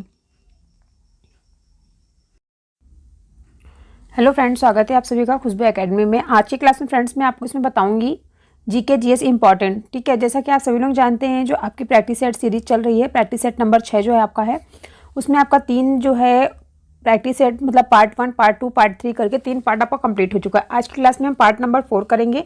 पार्ट नंबर 4 में फ्रेंड्स आपका प्रैक्टिस सेट नंबर 6 का पार्ट नंबर 4 है, ठीक है। तो आप सभी से मैं एक रिक्वेस्ट करना चाहती हूँ कि जिसको भी जो है पुरानी जो मैंने क्लासेस ली हैं आप सभी की, जो आपकी क्लासेस कंप्लीट हो चुकी हैं, उसमें आपको जितने क्वेश्चन आंसर समझ में आए अच्छी बात है। अगर कहीं आपका कहीं से कोई भी डाउट है तो आप कमेंट करके हमसे पूछ सकते हैं, ठीक है। कहीं भी आपका कुछ भी डाउट हो तो आप तुरंत कमेंट करके हमसे पूछ लीजिएगा। तो आज के क्वेश्चन में स्टार्ट करते हैं। जो आपके क्वेश्चन आंसर मैं आप करा रही हूँ, ये आपके कोई भी एग्जाम की अगर आप तैयारी कर रहे हो, जैसे आप सपोज दैट मान लीजिए आप ग्रुप डी की तैयारी कर रहे हो, रेलवे ग्रुप डी, या फिर आप एसएससी बैंक, या फिर आप मान लीजिए आप टीचिंग लेवल की कोई तैयारी कर रहे हो, सी टेट, सुपर टेट, या फिर आप बीपीएससी की तैयारी कर रहे हो, तो सभी एग्जाम में जो है आपका ये जो जीके जीएस क्वेश्चन आंसर है ये आपको सभी में हेल्प करेंगे, ठीक है। तो आज के जो क्वेश्चन है फ्रेंड्स, ये मैं आपके लिए लेकर के आई हूँ ईवीएस के क्वेश्चन आंसर है, ठीक है। तो सभी से रिक्वेस्ट है कि चैनल को सब्सक्राइब, वीडियो को लाइक कर लीजिए। तो चलिए हम आज की क्लास को स्टार्ट करते हैं। तो देखिए क्वेश्चन नंबर 71 दिया गया है, ठीक है। 71 क्वेश्चन नंबर में कह रहा है कि निम्नलिखित में से कौन एक द्वितीयक प्रदूषक नहीं है। तो यहाँ पे फ्रेंड्स देखिए बात हो रही द्वितीयक प्रदूषक नहीं है, ठीक है। तो पहला ऑप्शन कह रहा है PNAN, दूसरा ऑप्शन कह रहा है स्मॉग, तीसरा ऑप्शन कह रहा है सल्फर डाइऑक्साइड, डी ऑप्शन कह रहा है उपयुक्त में से एक से अधिक, ये ऑप्शन कह रहा है उपयुक्त में से कोई नहीं। तो बताइए इसमें आपका कौन सा क्वेश्चन का आंसर जो है वो आपका करेक्ट रहेगा। तो आप में से जिसको भी इस क्वेश्चन का आंसर पता है आप लोग आंसर कमेंट करके बताइए, ठीक है। और देखिए हमेशा मैं आपको ये भी कहती हूँ जितने क्वेश्चन आंसर मैं आपको कराती हूँ लास्ट में आप लोग अपना स्कोर बताया करिए कि मैम मुझे मतलब पहले से इतने क्वेश्चन के आंसर मुझे आते थे, ठीक है। तो इससे क्या होगा, एक आइडिया लगेगा कि आप लोगों को कितना पहले से आप लोगों का क्या लेवल है, ठीक है। तो बताइए इस क्वेश्चन का आंसर क्या होगा। ऐसा कौन सा एक द्वितीयक प्रदूषक नहीं है। तो यहाँ पे देखिए फ्रेंड्स सबसे पहले क्वेश्चन में दिया गया नहीं है, ठीक है। इसको आप लोग पकड़ा करिए, नहीं की पहले पकड़ा करिए, ठीक है। कहा गया है कि नहीं है। नहीं का मतलब फ्रेंड्स क्या है, ऐसे प्रदूषक जो प्रत्यक्षता प्रभाव डालते हैं और प्राथमिक प्रदूषण कहलाते हैं। देखिए इसमें जो सल्फर डाइऑक्साइड है ना, सल्फर डाइऑक्साइड एक प्राथमिक प्रदूषक है, जबकि ओजोन और स्मॉग और PAN द्वितीयक प्रदूषक की श्रेणी में आते हैं, ठीक है। तो वो जो प्राथमिक प्रदूषक क्या होता है फ्रेंड्स, सल्फर डाइऑक्साइड, ठीक है। तो इसमें पूछा गया द्वितीयक प्रदूषक नहीं है, तो सल्फर डाइऑक्साइड जो है प्राथमिक प्रदूषक है, और बाकी जो आपको ये दोनों दिया गया है और इसके अलावा आपका हो जाएगा ओजोन, ये सभी क्या है, ये सभी आपके द्वितीयक प्रदूषक है। ओके, कंफर्म हुआ सभी को। तो इसमें आपका जो आंसर करेक्ट रहेगा वो आंसर आपका करेक्ट रहेगा सल्फर डाइऑक्साइड, ठीक है, जिसको SO2 इसका रासायनिक सूत्र होता है। तो चलिए हम नेक्स्ट क्वेश्चन पे चलते हैं। नेक्स्ट क्वेश्चन आपका सेकंड नंबर दूसरा क्वेश्चन क्या कह रहा है, 72 क्वेश्चन नंबर पे हम लोग चलते हैं। सभी को 72 क्वेश्चन नंबर जो है 71 अच्छे समझ में आ गया होगा, ठीक है। तो देखिए फ्रेंड्स यहाँ पे क्वेश्चन आप सभी के सामने आ गया है, सभी लोग ध्यान से क्वेश्चन को देखिएगा क्या दिया गया है। क्वेश्चन नंबर 72 में फ्रेंड्स दिया गया है कि निम्नलिखित में से कौन एक सुमेलित नहीं है। तो देखिए फ्रेंड्स पहला ऑप्शन कह रहा है राजाजी राष्ट्रीय उद्यान जो है ये किसके लिए फेमस है, हाथियों के लिए। नेक्स्ट ऑप्शन कह रहा है पेरियार राष्ट्रीय उद्यान हुंगल। तीसरा ऑप्शन कह रहा है मानस राष्ट्रीय उद्यान हाथी। तो इसमें आपका कौन सा आंसर जो है वो करेक्ट रहेगा। तो जिसको भी इस क्वेश्चन का आंसर पता है आप लोग ऑप्शन करेक्ट कमेंट करके बताइए। और देखिए फ्रेंड्स सभी में जो डी वाला ऑप्शन और ई वाला ऑप्शन जो रहता है वो सभी में सेम देखने को मिलता है, उपयुक्त में से एक से अधिक या फिर उपयुक्त में से कोई नहीं, ठीक है। तो आप लोग अपना आंसर कमेंट करके बताइए इसमें कौन सा आंसर करेक्ट रहेगा, इसमें से कौन सा सुमेलित सही नहीं है, ठीक है। कौन सा सही नहीं है फ्रेंड्स बताइए आप लोग कमेंट करके 72 क्वेश्चन नंबर में। तो देखिए फ्रेंड्स मैं आपको बता दूं जो पेरियार राष्ट्रीय उद्यान है वो हाथियों के लिए प्रसिद्ध है, ठीक है। वो किसके लिए प्रसिद्ध है? हाथियों के लिए प्रसिद्ध है। तो इसमें पूछा गया सुमेलित नहीं है, तो फ्रेंड्स इसमें आपका फर्स्ट ऑप्शन जो है करेक्ट हो जाएगा। ठीक है, इसमें नहीं पूछा गया। ठीक है, तो इसमें आपका जो है बी वाला ऑप्शन करेक्ट हो जाएगा। ये वाला ऑप्शन पेरियार राष्ट्रीय उद्यान हुंगल जो है ये आपका नहीं होगा। ठीक है, तो अब नेक्स्ट क्वेश्चन पे चलते हैं हम लोग। 73 क्वेश्चन नंबर। आई होप आपको 72 क्वेश्चन नंबर अच्छे समझ में आ गया होगा। ओके, कंफर्म हुआ। तो 73 क्वेश्चन नंबर आप सभी के सामने आ गया है। ठीक है, क्वेश्चन नंबर 73 आप लोग देखेंगे क्या कह रहा है। क्वेश्चन नंबर 73 एक सेकंड फ्रेंड्स, देखिए क्वेश्चन नंबर 73 कह रहा है कि सूची फर्स्ट को सूची सेकंड से सुमेलित कीजिए तथा सूचियों के नीचे दिए गए कूटों का प्रयोग करते हुए सही उत्तर का चयन करना है। ठीक है, तो देखिए फ्रेंड्स इस प्रकार के क्वेश्चन आंसर आपको सीटेट में भी काफ़ी बार देखने को मिला होगा। ठीक है, तो देखिए इसमें क्या कह रहा है। सूची फर्स्ट और सूची सेकंड दी गई है। सूची फर्स्ट में दिया गया खनिज, सौर ऊर्जा, बायोगैस और वन आरोपण। इधर साइड में आपका सूची सेकंड में क्या दिया गया है, मिलान करना है, आपको सुमेलित करना है। ओके, तो खनिज जो इसमें दिया गया है वर्षा, मेथेन तथा कार्बन डाइऑक्साइड। तीसरा ऑप्शन दिया गया है समाप्त होने योग्य, असमाप्त होना योग्य। ठीक है, तो कौन सा ऑप्शन इसमें करेक्ट हो? तो देखिए फ्रेंड्स जो खनिज पदार्थ है, ठीक है, खनिज क्या है, समाप्त होने योग्य है। ठीक है, तो समाप्त होने योग्य आपका यहाँ पे तीसरा ऑप्शन, या आपका पहला ऑप्शन यहाँ पे करेक्ट रहेगा। ठीक है, तो देखिए मैं आप लोगों को यहाँ से फटाफट बताती हूँ। ये यहाँ पे आपका जो है खनिज जो है वो है आपका क्या, समाप्त होने योग्य। ठीक है, तीसरा में आपका पहला ऑप्शन करेक्ट हो जाएगा। दूसरा आपका सौर ऊर्जा असमाप्त होने योग्य। ठीक है, सौर ऊर्जा जो है वो असमाप्त होने योग्य ऊर्जा है, यहाँ पे पहला, यहाँ पे दूसरा हो गया। ठीक है, अब बायोगैस क्या है फ्रेंड्स, बायोगैस जो है मेथेन तथा कार्बन डाइऑक्साइड, यहाँ पे आपका तीसरा ऑप्शन हो गया। और वन आरोपण यानी कि वर्षा से वन आरोपण होता है, यहाँ पे चौथा ऑप्शन हो गया। तो देखिए आपको कहाँ पे ऑप्शन कौन सा करेक्ट होगा इसमें। ठीक है, तो इसमें कौन सा ऑप्शन करेक्ट होगा आपका, आप लोग कमेंट करके बताइए इसमें कौन सा ऑप्शन आपका करेक्ट है। आप लोग को मैं कूट दिखा दे रही हूँ। ठीक है, तो देखिए कूट वर्ड यहाँ पे आपके दिया गया है, इसमें कौन सा आंसर करेक्ट है, आप लोग ऑप्शन फटाक से करेक्ट करके बताइए कमेंट बॉक्स में। ओके, तो देखिए नेक्स्ट क्वेश्चन पे हम लोग चलते हैं। नेक्स्ट क्वेश्चन आपका है 74 क्या कह रहा है। 74 क्वेश्चन नंबर देखिए आप सभी के सामने है। क्वेश्चन नंबर 74 क्या कह रहा है फ्रेंड्स, इसकी हम लोग बात करेंगे।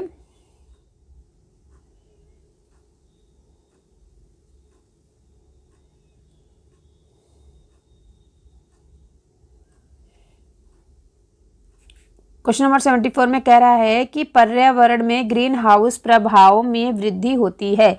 तो बताइए पर्यावरण में ग्रीन हाउस प्रभाव में वृद्धि होती है, कैसे होती है? पहला ऑप्शन कह रहा है कार्बन मोनोऑक्साइड के कारण। सेकंड ऑप्शन कह रहा है कार्बन डाइऑक्साइड के कारण। तीसरा ऑप्शन कह रहा है ऑक्सीजन के कारण। चौथा ऑप्शन कह रहा है उपयुक्त में से एक से अधिक। ये ऑप्शन कह रहा है उपयुक्त में से कोई नहीं। तो इसमें फ्रेंड्स कौन सा क्वेश्चन का आंसर जो है आपका करेक्ट रहेगा, आप लोग फटाक से कमेंट करके बताइए जिसको भी इस क्वेश्चन का आंसर पहले से पता है। ठीक है, तो पर्यावरण में ग्रीन हाउस प्रभाव में वृद्धि होती है, किस प्रकार वृद्धि होती है पर्यावरण में? जो ग्रीन हाउस इफेक्ट आपको मैंने पढ़ाया है, काफ़ी अच्छे से पूरा डिस्क्रिप्शन में बताया है, आप लोग देखिएगा, चैनल पर मैंने डाल रखा है। ग्रीन हाउस इफेक्ट काफ़ी अच्छे से मैंने आपको समझाया, अगर आप लोग एक बार वो वीडियो देख लेंगे तो कभी भी आप भूल नहीं पाएंगे। ठीक है, ग्रीन हाउस इफेक्ट से रिलेटेड जितने भी क्वेश्चन आंसर है मैं उसमें आपको कराई हूँ। ठीक है, तो देखिए फ्रेंड्स अगर हम बात करेंगे 74 क्वेश्चन नंबर में, तो विश्वव्यापी ताप वृद्धि। ठीक है, विश्वव्यापी ताप वृद्धि के पीछे मुख्य कारण होता है कार्बन डाइऑक्साइड गैस। ठीक है, जिस ग्रीन हाउस गैस कहा जाता है, ठीक है, जिसे क्या कहा जाता है, ग्रीन हाउस गैस कहा जाता है। मेथेन और नाइट्रस ऑक्साइड भी इस प्रकार की गैसें हैं, और ये सभी गैसें जो हैं वो वातावरण की ऊष्मा को सोख लेती हैं। ठीक है, किस ऊष्मा को सोख लेती हैं? वातावरण की ऊष्मा को क्या करती हैं, सोख लेती हैं। ओके, समझ में आया सभी को? नेक्स्ट क्वेश्चन पे चलें। तो इसमें फ्रेंड्स जो आपका 74 क्वेश्चन आंसर में आपका कौन सा आंसर करेक्ट हो जाएगा? तो कार्बन डाइऑक्साइड के कारण। कार्बन डाइऑक्साइड के कारण क्या होता है? ग्रीन हाउस इफेक्ट में वृद्धि होती है, ग्रोथ होता है। कंफर्म हुआ सभी को? तो इसमें ऑप्शन में आपको बता देती हूँ। ऑप्शन देखिए आपका यहाँ पे बी वाला ऑप्शन जो है करेक्ट हो जाएगा। ओके, तो चलिए नेक्स्ट क्वेश्चन पे चलते हैं। तो चलिए फ्रेंड्स 75 क्वेश्चन नंबर क्या कह रहा है, 75 क्वेश्चन नंबर को पढ़ते हैं। कह रहा है कि निम्नलिखित में से कौन प्रदूषक संकेतक पौधा है? तो देखिए फ्रेंड्स यहाँ पे बात हो रही है कि कौन सा ऐसा पौधा है जो प्रदूषक संकेतक पौधा कहलाता है। ठीक है, फर्स्ट ऑप्शन आपका कह रहा है शैवाल, सेकंड ऑप्शन कह रहा है कवक, तीसरा ऑप्शन कह रहा है लाइकेन, एंड डी ऑप्शन कह रहा है उपयुक्त में से एक से अधिक, ई ऑप्शन कह रहा है उपयुक्त में से कोई नहीं।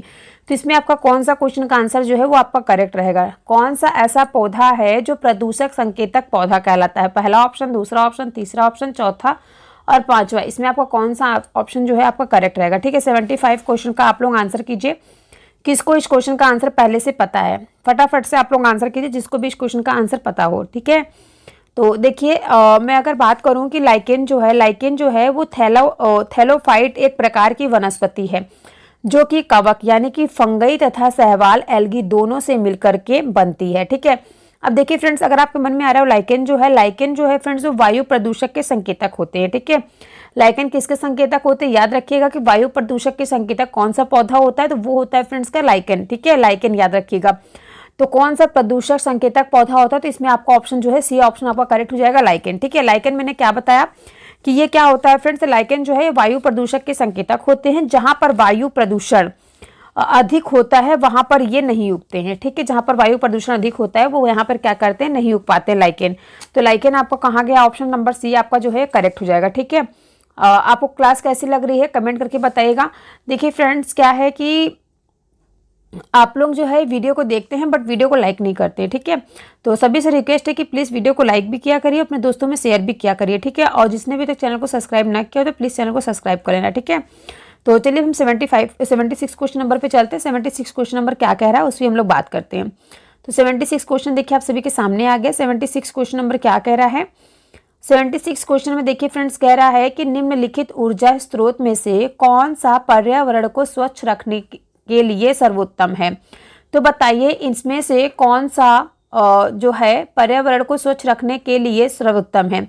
पहला ऑप्शन कह रहा है पेट्रोलियम उत्पाद, दूसरा ऑप्शन कह रहा है वन उत्पाद, तीसरा ऑप्शन कह रहा है नाभिकीय विखंडन, डी ऑप्शन कह रहा है उपयुक्त में से एक से अधिक, ई ऑप्शन कह रहा है उपयुक्त में से कोई नहीं। तो बताइए इसमें आपका कौन सा क्वेश्चन का आंसर जो है वो करेक्ट रहेगा? तो आप लोग भी फ्रेंड्स जो है कमेंट करके बताया करिए। ठीक है, तो इसमें देखिए आपका जो बात हो रहा है option number first, second, third, fourth और फिफ्थ, तो इसमें आपका कौन सा आंसर करेक्ट रहेगा? ठीक है, इसकी अगर हम बात करेंगे तो 76 क्वेश्चन में आपका ऑप्शन जो होगा ई वाला ऑप्शन करेक्ट होगा, उपयुक्त में से कोई नहीं। ठीक है, अब देखिए इसको मैं आपको अच्छे से समझा के बताती हूँ। ठीक है, यहाँ पे आपका ऑप्शन नंबर ई वाला जो है वो करेक्ट हो जाएगा। देखिए मैं आपको बता दूं, जो नाभिकीय ऊर्जा में विकिरण आदि के खतरे हैं। ठीक है, किसके खतरे हैं फ्रेंड्स? विकिरण आदि के खतरे होते हैं, किंतु जो सौर ऊर्जा होती है, सौर ऊर्जा का प्रयोग हम पूर्णतः स्वच्छ एवं पर्यावरण को सुरक्षित रखने के लिए करते हैं। ठीक है, पर्यावरण को क्या करने के लिए करते हैं? सुरक्षित रखने के लिए करते हैं। तो इसमें आपका जो ऑप्शन करेक्ट हो जाएगा वो हो जाएगा उपयुक्त में से कोई नहीं। ओके, कंफर्म हुआ। नेक्स्ट क्वेश्चन पे चले। नेक्स्ट क्वेश्चन देखिए फ्रेंड्स 77 आप सभी के सामने आ गया है। काफ़ी इंपॉर्टेंट रहेगा आपके एग्जाम के लिए। इस प्रकार क्वेश्चन आपको ज़्यादा करके एग्जाम में देखने को मिलते हैं। ठीक है, तो देखिए यहाँ पे जो है क्वेश्चन नंबर आपका 77 क्या कह रहा है? क्वेश्चन नंबर 77 की हम बात करेंगे। कह रहा है कि सूची फर्स्ट को सूची सेकंड के साथ सुमेलित कीजिए तथा सूचियों के नीचे दिए गए कूट का प्रयोग करते हुए सही उत्तर का चयन कीजिए। ठीक है, तो देखिए कह रहा है सूची फर्स्ट और सूची सेकंड। ध्यान से सभी लोग देखिएगा सूची फर्स्ट और सूची सेकंड क्या क्या कह रहा है। तो देखिए यहाँ पे सूची फर्स्ट और सूची सेकंड दिया गया है। ठीक है, तो नीचे आपका कुछ कूट वर्ड दिए गए हैं जिसमें आपको मिलाना होगा। ओके, तो देखिए यहाँ पे राष्ट्रीय पार्क दिए गए हैं, राज्य दिए गए, कौन सा राष्ट्रीय पार्क किस राज्य में है। ठीक है, तो देखिए एक मैं छोटा सा वीडियो बना दूंगी, उसमें आप लोगों के सभी राष्ट्रीय पार्क और राज्य आपको बता दूंगी, समझा दूंगी कौन कौन सा राष्ट्रीय पार्क किस राज्य में स्थित है। ओके, कंफर्म है सभी को? तो देखिए यहाँ पे दिया गया है दाचीगम जो राष्ट्रीय पार्क है, ये कहाँ पर है। सेकंड दिया गया है पापीकोंडा, तीसरा ऑप्शन कह रहा है सरिस्का, चौथा डी ऑप्शन कह रहा है आपका बांदीपुर। तो कौन सा है आपका राष्ट्रीय पार्क किस राज्य में स्थित है? क्या आप में से किसी को इस क्वेश्चन का आंसर पहले से पता है? जिसको पता है आप लोग आंसर कीजिए। ठीक है, 77 क्वेश्चन नंबर का कौन सा आंसर आपका करेक्ट रहेगा?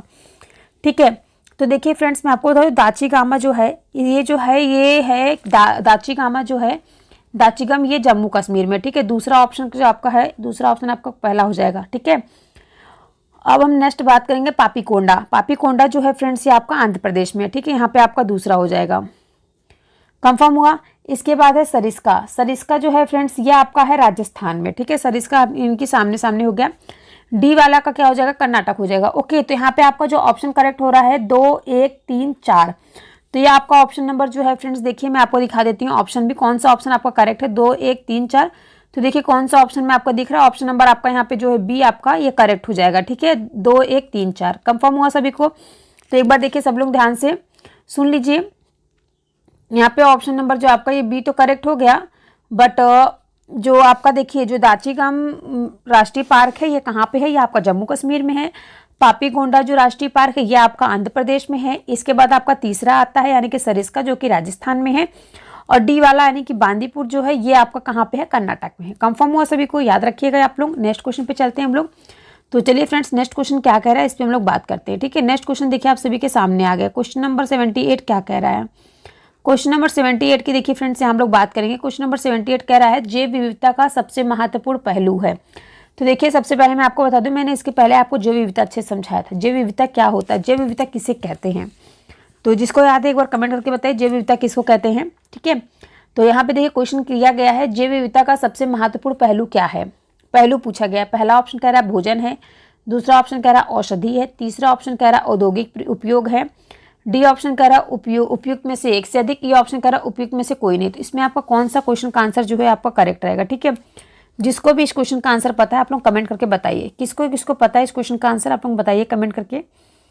तो कौन सा आंसर इसका जो है आंसर जो है करेक्ट रहेगा, ठीक है।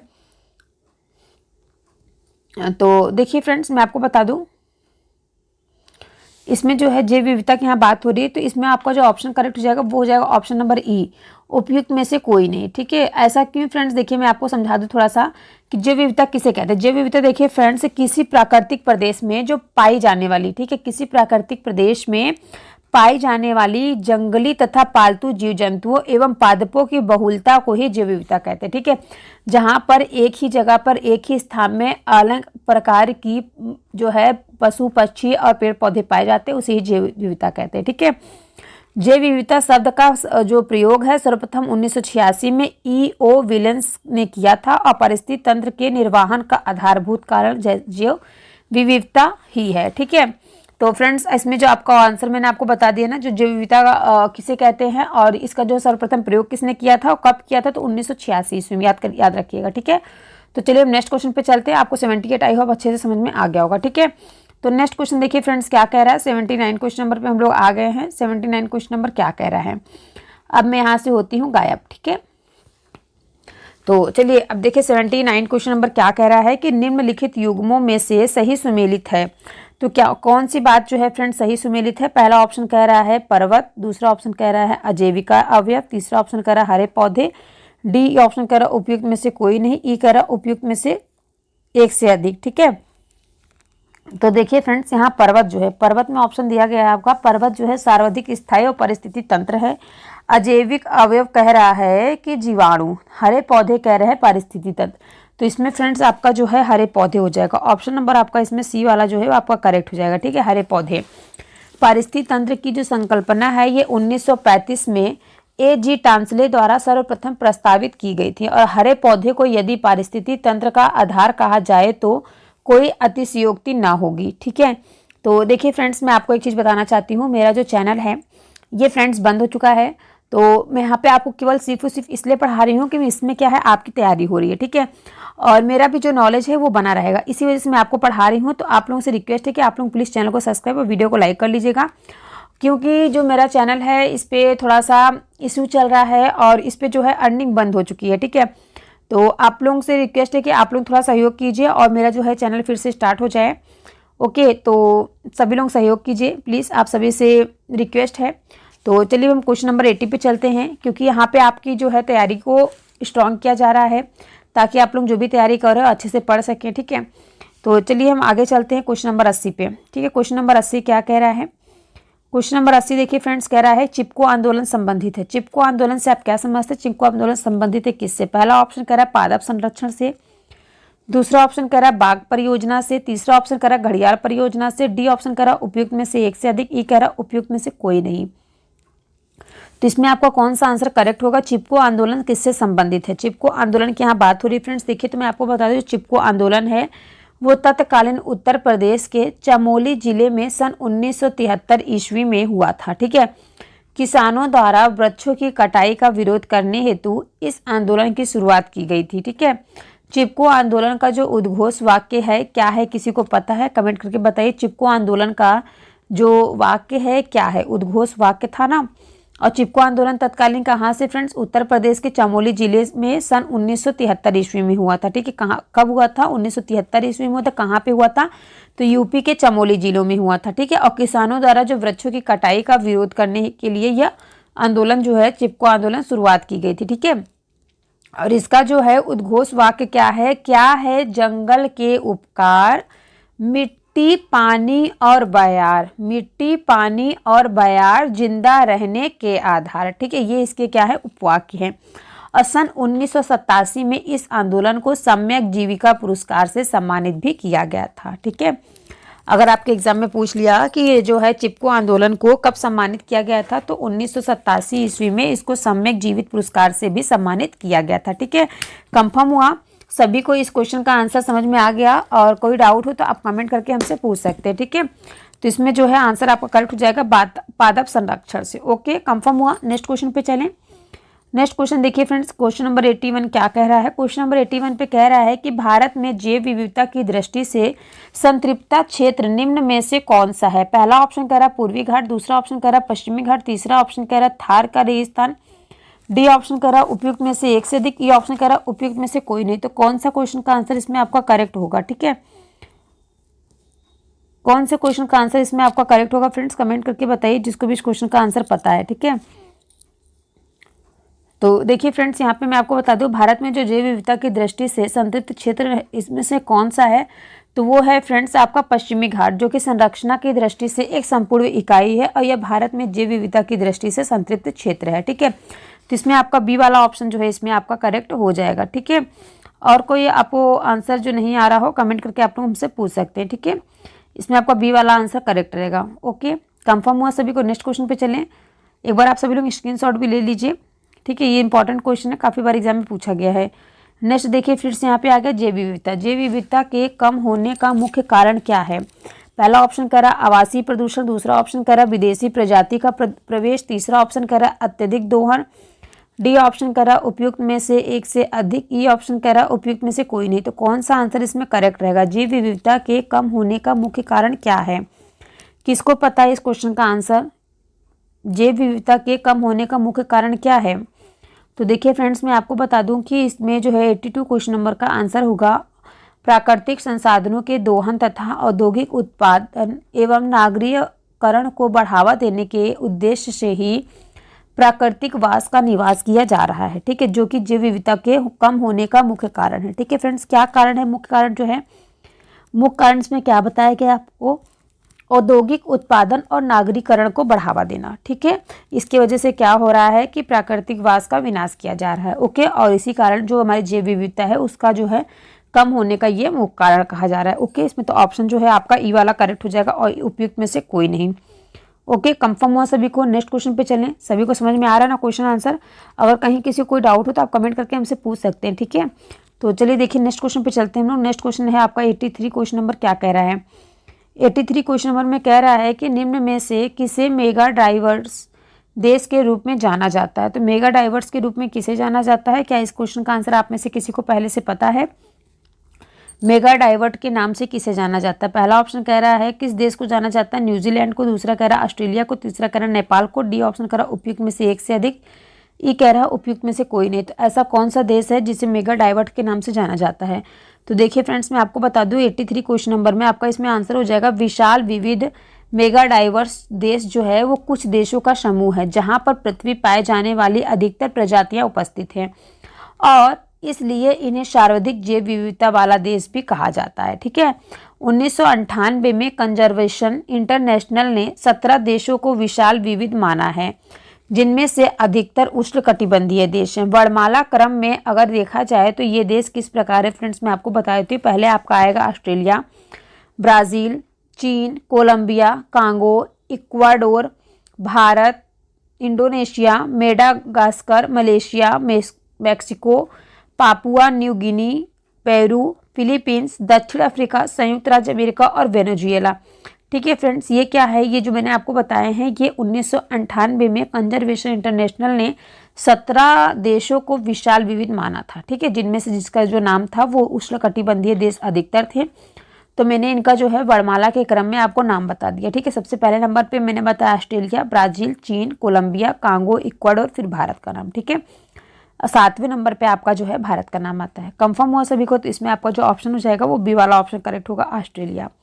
ओके, मेगा इक्वाडोर के नाम से ऑस्ट्रेलिया देश को भी जाना जाता है। कंफर्म हुआ सभी को? नेक्स्ट क्वेश्चन पे चलते हैं हम लोग। 84 क्वेश्चन नंबर क्या कह रहा है, ध्यान से देखिएगा सभी लोग।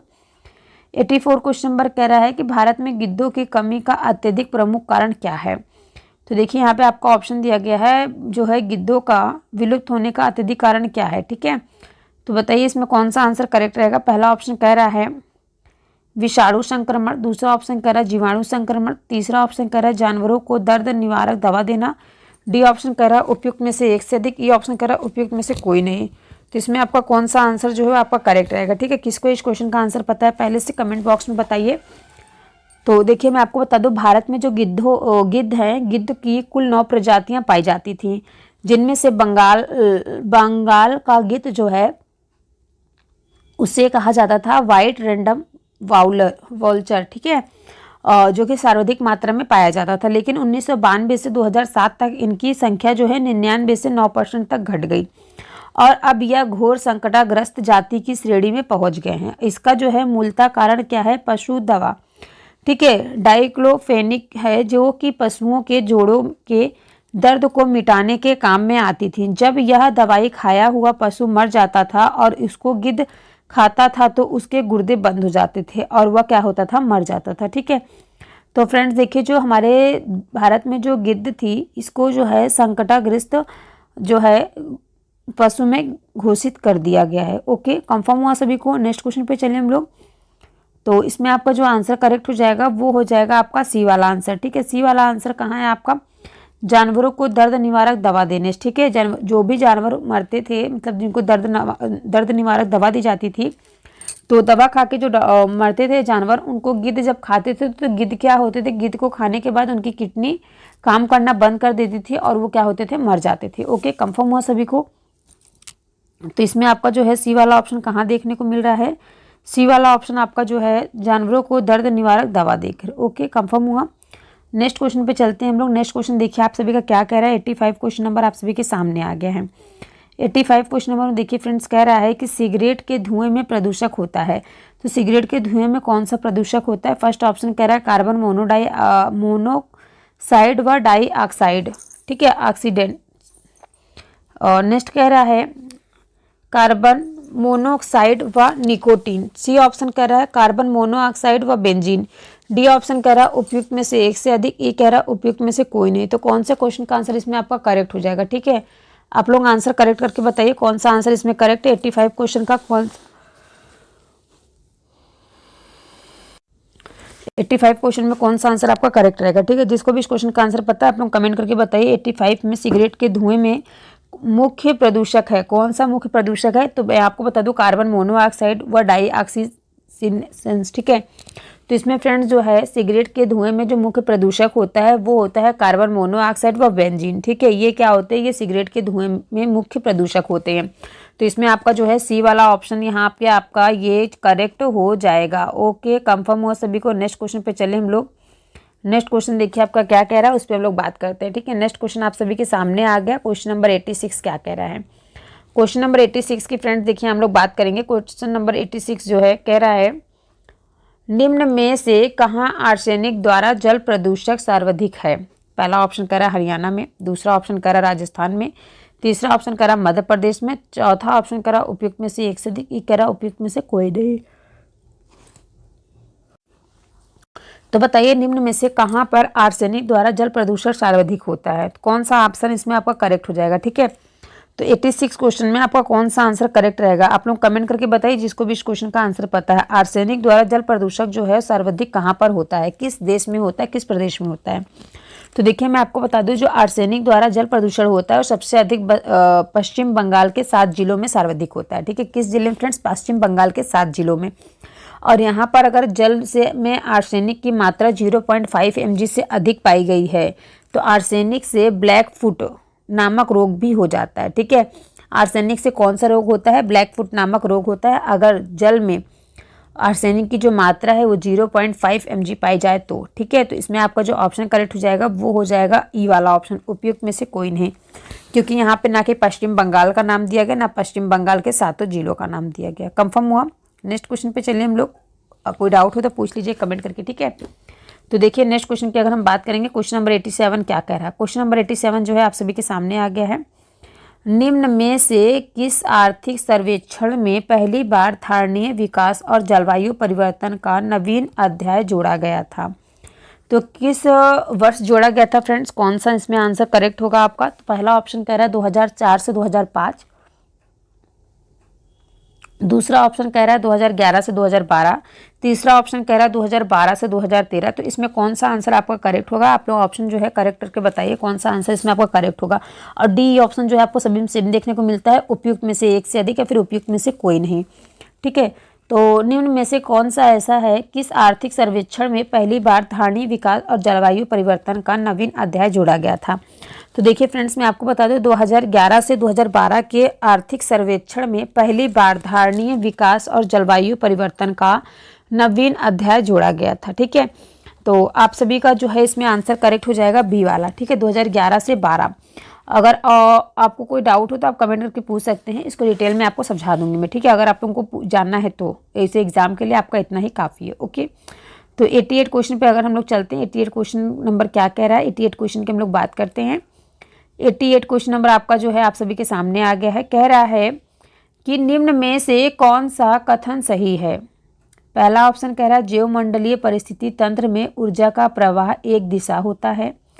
दूसरा कह रहा है ज्योमंडलीय परिस्थिति तंत्र में ऊर्जा का प्रवाह चक्रीय होता है। तीसरा ऑप्शन कह रहा है प्राकृतिक परिस्थिति तंत्र में बढ़ते पोषण के साथ ऊर्जा का सापेक्षिक क्षय घटता जाता है।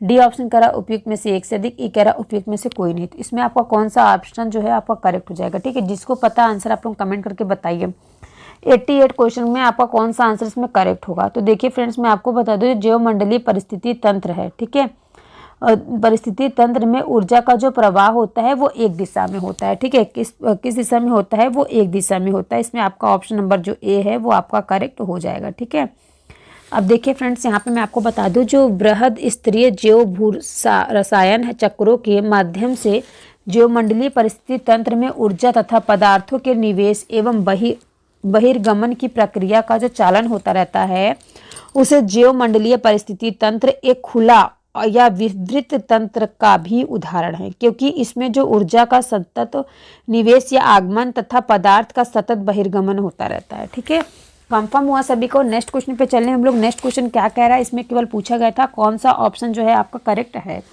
तो इसमें जो आपका ऑप्शन करेक्ट है वो है फ्रेंड्स ज्योमंडलीय परिस्थिति तंत्र में ऊर्जा का जो प्रवाह है वो एक दिशा में होता है। ठीक है, नेक्स्ट क्वेश्चन पे हम लोग चलते हैं। नेक्स्ट क्वेश्चन आप सभी का जो है 89 आप सभी के सामने आ गया। क्या कह रहा है 89 क्वेश्चन नंबर की हम लोग बात करेंगे। 89 क्वेश्चन नंबर में कह रहा है कि निम्न में से कौन जल लवणता प्रवणता को दर्शाता है? तो यहाँ पे फ्रेंड्स बोल रहा है क्वेश्चन में कि जो निम्न में से इनमें से कौन सा है जो जल की लवणता और प्रवणता को दर्शाता है? पहला ऑप्शन कह रहा है थर्मोक्लाइन, दूसरा ऑप्शन कह रहा है हेलोक्लाइन, तीसरा ऑप्शन कह रहा है पाइनोक्लाइन, डी ऑप्शन कह रहा है उपयुक्त में से एक से अधिक, ई ऑप्शन कह रहा है उपयुक्त में से कोई नहीं। तो इसमें आपका कौन सा क्वेश्चन का आंसर जो है करेक्ट हो जाएगा? तो जिसको भी इसमें क्वेश्चन का आंसर पता है आप लोग आंसर जो है कमेंट करके बताइए किसको पता है इस क्वेश्चन का आंसर। किस ऐसा कौन सा वो है जिसके कारण हम पता कर सकते हैं जल की लवणता और प्रवणता को क्या दर्शाता है। ठीक है, तो देखिए फ्रेंड्स, मैं आपको बता दूं जो सागरीय ताप प्रवणता है। ठीक है, सागरीय ताप प्रवणता को थर्मोक्लाइन, जल लवणता प्रवणता को हेलोक्लाइन, घनात्मक प्रवणता को पाइक्लोक्लाइन व जलीय रसायन को केमोक्लाइन से व्यक्त किया जाता है। ठीक है फ्रेंड्स, सभी को किस प्रकार से अलग अलग जो थर्मामीटर होता है उससे सभी को क्या कहता है व्यक्त किया जाता है। ठीक है, इसमें क्या मैंने आपको बताया जो सागरीय ताप की प्रवणता होती है उसको थर्मोक्लाइन से, ठीक है, उसको थर्मोक्लाइन से क्या व्यक्त किया जाता है, और जो जल लवणता होती है उसको जल लवणता प्रवणता जो होती है उसको हेलोक्लाइन, घनत्व प्रवणता को जो है पाइक्लोक्लाइन व जलीय रसायन को केमोक्लाइन से व्यक्त किया जाता है। कंफर्म हुआ सभी को? तो इसमें आपको जो आंसर हो जाएगा 89 का बी वाला, जो हेलोक्लाइन होता है वो फ्रेंड जल लवणता प्रवणता को दर्शाता है। ठीक है, तो इसमें आपका हेलोक्लाइन कहाँ है? ऑप्शन नंबर बी में आपका, ये आपका जो है करेक्ट हो जाएगा। कंफर्म हुआ सभी को? कोई डाउट हो तो आप कमेंट करके पूछ सकते हैं। नेक्स्ट क्वेश्चन फ्रेंड्स आप सभी के सामने आ गया। क्वेश्चन नंबर 90 क्या कह रहा है? सभी लोग ध्यान से देखिएगा, काफ़ी इंपॉर्टेंट है आपके एग्जाम के लिए। तो यहाँ पे देखिए फ्रेंड्स बात हो रही है 90 क्वेश्चन नंबर में, निम्न में से किससे जलवायु परिवर्तन का क्रायोजेनिक संकेतक प्राप्त किया जाता है? पहला ऑप्शन कह रहा है आइस कोर, दूसरा ऑप्शन कह रहा है जीव सीमित पराग, तीसरा ऑप्शन कह रहा है वृक्ष, वलय वृद्धि, तीसरा ऑप्शन डी ऑप्शन कह रहा है उपयुक्त में से एक से अधिक, ई कह रहा है उपयुक्त में से कोई नहीं। तो इसमें आपका कौन सा आंसर जो है आपका करेक्ट हो जाएगा। ठीक है, आंसर आप लोग कमेंट करके बताइए जिसको भी इस क्वेश्चन का आंसर पहले से पता है। तो किससे जलवायु परिवर्तन का क्रायोजेनिक संकेतक प्राप्त किया जाता है, किससे किया जाता है, किसको इसका आंसर पता है कमेंट में बॉक्स में बताइए फटाक से। तो देखिए फ्रेंड्स, जो जलवायु परिवर्तन का जो क्रायोजेनिक संकेतक प्राप्त किया जाता है वो किया जाता है फ्रेंड्स आइस कोर से। ठीक है, आइस कोर के पिघलने से जलवायु परिवर्तन का क्रायोजेनिक संकेतक प्राप्त किया जाता है। ओके, तो आइस कोर जो है आपका कहाँ पे देखने को मिल रहा है, ये आपको देखने को मिल रहा है ऑप्शन नंबर फर्स्ट में। आपका ऑप्शन नंबर फर्स्ट जो है वो आपका करेक्ट हो जाएगा। ओके, कंफर्म हुआ। किसी को कोई डाउट हो तो आप कमेंट करके पूछ सकते हैं। जितने क्वेश्चन आंसर मैंने आज की क्लास में कराए हैं आप लोग कमेंट करके जरूर बताइएगा कि आपको जो है कितने क्वेश्चन आंसर आपको पहले से आते थे और कितने क्वेश्चन आंसर आपको यहाँ पे सीखने को मिला इस प्लेटफॉर्म से, खुशबू एकेडमी प्लेटफॉर्म से। ओके, तो देखिए फ्रेंड्स, नेक्स्ट क्वेश्चन यहाँ पे आप सभी के सामने आ गया 91 क्वेश्चन नंबर। देखिए क्या कह रहा है 91 क्वेश्चन नंबर यहाँ पे फ्रेंड्स आपका जो है मैथ का क्वेश्चन आ गया है। एक कक्षा में 9 लड़के और कुछ लड़कियां थी। ठीक है, एक कक्षा में कितने लड़के थे। देखिए फ्रेंड्स, लड़कों की संख्या क्या बताई गई है यहाँ पे 9 लड़के और कुछ लड़कियां थी। ठीक है, 9 लड़के बता दिए, लड़कियां क्या बता दी, कुछ लड़कियां थी। और एक परीक्षा में लड़कों द्वारा प्राप्त किए गए औसत अंक कितने थे, 12 थे, जबकि लड़कियों द्वारा प्राप्त किए गए जो औसत अंक कितने थे, 14 थे। ठीक है, 12 और 14 बताए गए। यदि कुल औसत कितना है, 13.1 था, तो कक्षा में छात्रों की कुल संख्या कितनी थी। ठीक है फ्रेंड्स, तो देखिए आप लोग कैसे करेंगे, ये एलिगेशन करना है आपको। ठीक है, सबसे पहले आप एक साइड में लिखेंगे बॉय, ठीक है, एक साइड में लिखिए क्या, गर्ल। तो देखिए बॉय कितना दिए गए हैं, 12, गर्ल कितनी बताई गई है, 14। ठीक है फ्रेंड्स, इसके बाद देखिए यहाँ पे आपको 13.1 दिया गया है, तो 13.1 आप इसे बीच में लिखेंगे। ठीक है, इसके बाद देखिए यहाँ पे देखिए 12, 13, 14।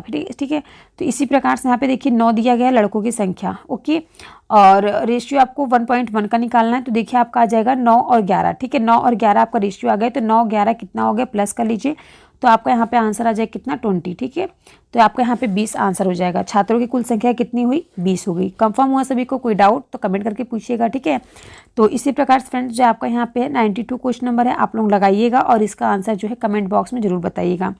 मिलते हैं हम आपसे नेक्स्ट क्लास में। क्लास कैसी लगी कमेंट करके जरूर बताइएगा। ठीक है, हेलो फ्रेंड्स, स्वागत है आप सभी का खुशबू एकेडमी में। आज की क्लास में फ्रेंड्स देखिए मैं आपको बताऊंगी इसमें वर्ल्ड हेरिटेज साइट, ठीक है, यानी कि विश्व धरोहर स्थल के बारे में आज की क्लास में मैं आपको बताऊंगी। जैसा कि आप सभी लोग जानते हैं कि आपके एग्जाम में विश्व धरोहर स्थल से काफ़ी ज़्यादा एग्जाम में क्वेश्चन आंसर पूछे जाते हैं और आपके एग्जाम में किस प्रकार से क्वेश्चन आंसर पूछे जाते हैं वो भी मैं आपको बताऊंगी। ठीक है, तो देखिए जो मैं आपको जीके जीएस की एग्जाम की जो तैयारी करवा रही हूँ, जीके जीएस का जो मैं प्रैक्टिस सेट करवा रही हूँ, उसमें काफ़ी ज़्यादा क्वेश्चन आंसर आपके इस प्रकार से पूछे गए हैं। ठीक है, तो फ्रेंड्स वही मैं आज आपको बताऊंगी। तो देखिए मैं आपको बता दूं जो आपके एग्जाम में पूछा गया था, नंदा देवी जीव मंडल रिजर्व यानी कि 1988 उत्तराखंड सम्मिलित है। और देखिए भारत में जो है विश्व विरासत स्थल जो हैं बहुत से हैं, तो देखिए वही मैं आज आपको बताऊंगी। स्थल का नाम बताऊंगी और उससे संबंधित राज्य, किस राज्य में कौन सा स्थल जो है वो है। ठीक है, तो देखिए सबसे पहले यहाँ हम बात करेंगे अजंता की गुफाओं की। ठीक है, तो देखिए फ्रेंड्स अजंता की गुफाएं जो हैं ये आपका कहाँ पे है, ये विश्व धरोहर जो है ये कहाँ पे है, तो ये आपका है महाराष्ट्र में। ठीक है, इसके बाद फ्रेंड्स देखिए नेक्स्ट में अगर हम बात करेंगे दूसरा आपका देखिए फ्रेंड्स यहाँ पे है एलिफेंटा की गुफाएं। तो एलिफेंटा की जो गुफाएं हैं फ्रेंड्स ये आपका कहाँ पे है, महाराष्ट्र में है। ओके, इसके बाद तीसरा आपका आता है विश्व धरोहर स्थल जो है ताजमहल और आगरा, जो कि फ्रेंड्स आप सभी लोग जानते हैं ताजमहल जो है वो कि आगरा में है और उत्तर प्रदेश में है। ओके, कंफर्म हुआ। इसके बाद नेक्स्ट फ्रेंड्स आता है आपका दार्जिलिंग हिमालय रेलवे, जो कि आपका कहाँ पे है, ये आपका है पश्चिम बंगाल में। ओके, इसके बाद नेक्स्ट आता है पुराने गोवा के चर्च कॉन्वेंट विश्व धरोहर स्थल, ये आपका है जो कि गोवा राज्य में स्थित है। ठीक है, नेक्स्ट आपका आता है खजुराहो के मंदिर, जो कि कहाँ पे है आपका, ये है आपका कहाँ पे, मध्य प्रदेश में स्थित है। ओके, इसके बाद नेक्स्ट देखिए फ्रेंड्स आपका आता है मुगल सिटी, यानी कि फतेहपुर सीकरी में आपका मुगल सिटी है, जो कि आपका आता है उत्तर प्रदेश के अंतर्गत। ठीक है, उत्तर प्रदेश राज्य में आपका पड़ता है मुगल सिटी यानी कि फतेहपुर सीकरी। इसके बाद देखिए फ्रेंड्स नेक्स्ट आपका यहाँ पे आ गया कुतुब मीनार संकुल। ठीक है, कुतुब मीनार संकुल जो है आपका कहाँ पे है फ्रेंड्स, दिल्ली में है। ठीक है, नेक्स्ट आपका आता है इसके बाद बौद्ध स्मारक सांची।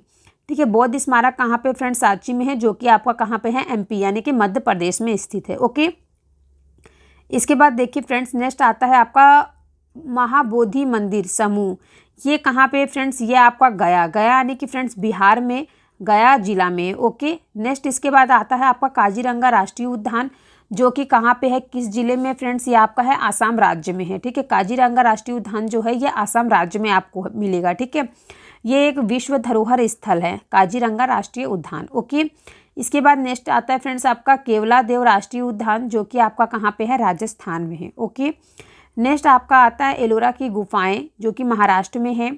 आगरा का किला, आगरा का किला फ्रेंड्स देख लीजिए यहाँ पे, और ताजमहल। ठीक है, ये दोनों कहाँ पे आपका पड़ता है, ये आपका है उत्तर प्रदेश में। ठीक है, याद रखिएगा उत्तर प्रदेश में क्या क्या मैंने आपको बताया, ताजमहल यानी कि आगरा में, और आगरा का किला उत्तर प्रदेश में। ओके, कंफर्म है। इसके बाद देखिए फ्रेंड्स, यहाँ पे आपको देखने को मिलेगा सूर्य मंदिर कोणार्क, ये भी आपका जो है ये विश्व धरोहर स्थल है, जो कि कहाँ पे है, किस राज्य में है, तो उड़ीसा राज्य में है सूर्य मंदिर कोणार्क का। ठीक है, इसके बाद नेक्स्ट फ्रेंड्स यहाँ पे आपका आता है स्मारक समूह महाबलीपुरम। ठीक है, जो कहाँ पे है आपका तमिलनाडु में है। ओके, नेक्स्ट आपका यहाँ पे आता है स्मारक समूह, जो कि पट्टादकल। ठीक है, पट्टादकल जो कि कर्नाटक राज्य में है। ओके, नेक्स्ट आता है आपका हम्पी स्मारक समूह, जो कि कर्नाटक में है।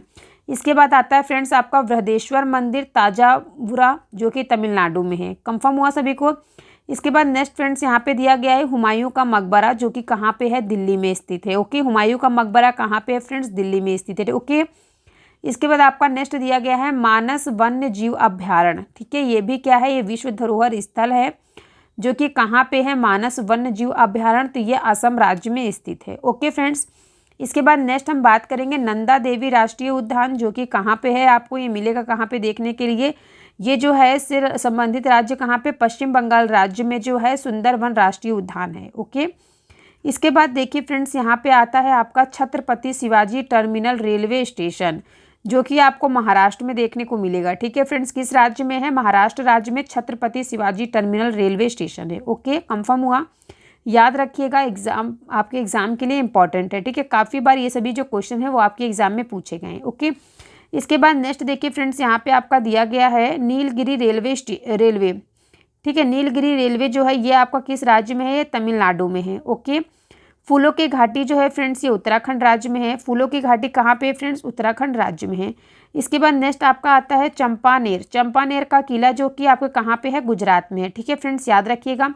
इसमें जो आपका इंपॉर्टेंट था फ्रेंड्स, यहाँ पे अजंता की गुफाएं काफ़ी बार एग्जाम में पूछा गया, महाराष्ट्र में। एलिफेंटा की गुफाएं आपका महाराष्ट्र में है। ओके, इसके बाद एलोरा की गुफाएं, ये भी आपका महाराष्ट्र में। इसके बाद मैंने आपको बताया क्या, छत्रपति शिवाजी टर्मिनल रेलवे। ठीक है, याद रखिए ये सभी कहाँ पे है, महाराष्ट्र में। ओके, और देखिए उत्तर प्रदेश में मैंने आपको दो चीज़ बताया, आगरा का किला और क्या बताया, ताजमहल और आगरा। ठीक है, ये सभी कहाँ पे आपकी, उत्तर प्रदेश में। ठीक है, मध्य प्रदेश में, ठीक है फ्रेंड्स, मैंने मध्य प्रदेश में आपको क्या क्या चीज़ें बताई, तो मध्य प्रदेश में आप लोग याद रखिएगा फ्रेंड्स, मध्य प्रदेश में मैंने आपको बताया खजुराहों के मंदिर। ठीक है, मध्य प्रदेश मैंने आपको क्या बताया, खजुराहों के समूह के मंदिर बताए, और दूसरा मैंने बताया बौद्ध स्मारक सांची। ठीक है, याद रखिएगा, आपके एग्जाम के लिए काफ़ी ज़्यादा हेल्प करेंगे ये सभी जितने भी क्वेश्चन आंसर मैंने आपको यहाँ पे बताए हैं। ठीक है, इसके बाद देखिए एक क्वेश्चन और है जो कि काफ़ी बार आपके एग्जाम में पूछा जाता है। ठीक है, इसको भी मैं एक बार बता देती हूँ। ठीक है, तो देखिए यहाँ पे जो मैंने आपको बताया नीलगिरी। ठीक है, नीलगिरी आपको कहाँ पे मैंने बताया, एक बार ध्यान से देखिएगा आप लोग सभी लोग, नीलगिरी मैंने बताया जो, ये देखिए फ्रेंड्स यहाँ पे जो आपका मैंने बताया ना नीलगिरी रेलवे। ठीक है, नीलगिरी रेलवे जो कि आपका तमिलनाडु में है, इसकी स्थापना किस वर्ष हुई थी। ठीक है, तो इसकी जो फ्रेंड्स स्थापना है ये हुई थी फ्रेंड्स 1986 ईस्वी में। ठीक है, और देखिए एक क्वेश्चन आपको काफ़ी ज़्यादा इस टाइम में एग्जाम में पूछा जा रहा है कि झारखंड को नया राज्य बिहार के दक्षिण प्रांतों को मिला करके 15 नवंबर 2000 को बनाया गया था, और अब राज्य की दक्षिणी और पूर्वी दिशा जो सीमा बनाता है। ओके, कंफर्म हुआ। तो चलिए इसी के साथ हम नेक्स्ट क्लास में आप सभी से मिलते हैं। आप सभी को क्लास कैसी लगी कमेंट करके जरूर बताइएगा। विश्व धरोहर स्थल मैंने आपको समझा दिया आज की क्लास में। कोई डाउट हो तो आप लोग कमेंट करके पूछ लिया करिए। ठीक है, तो मिलते हैं नेक्स्ट क्लास में आप सभी से। क्लास कैसी लगी कमेंट करके जरूर बताइएगा।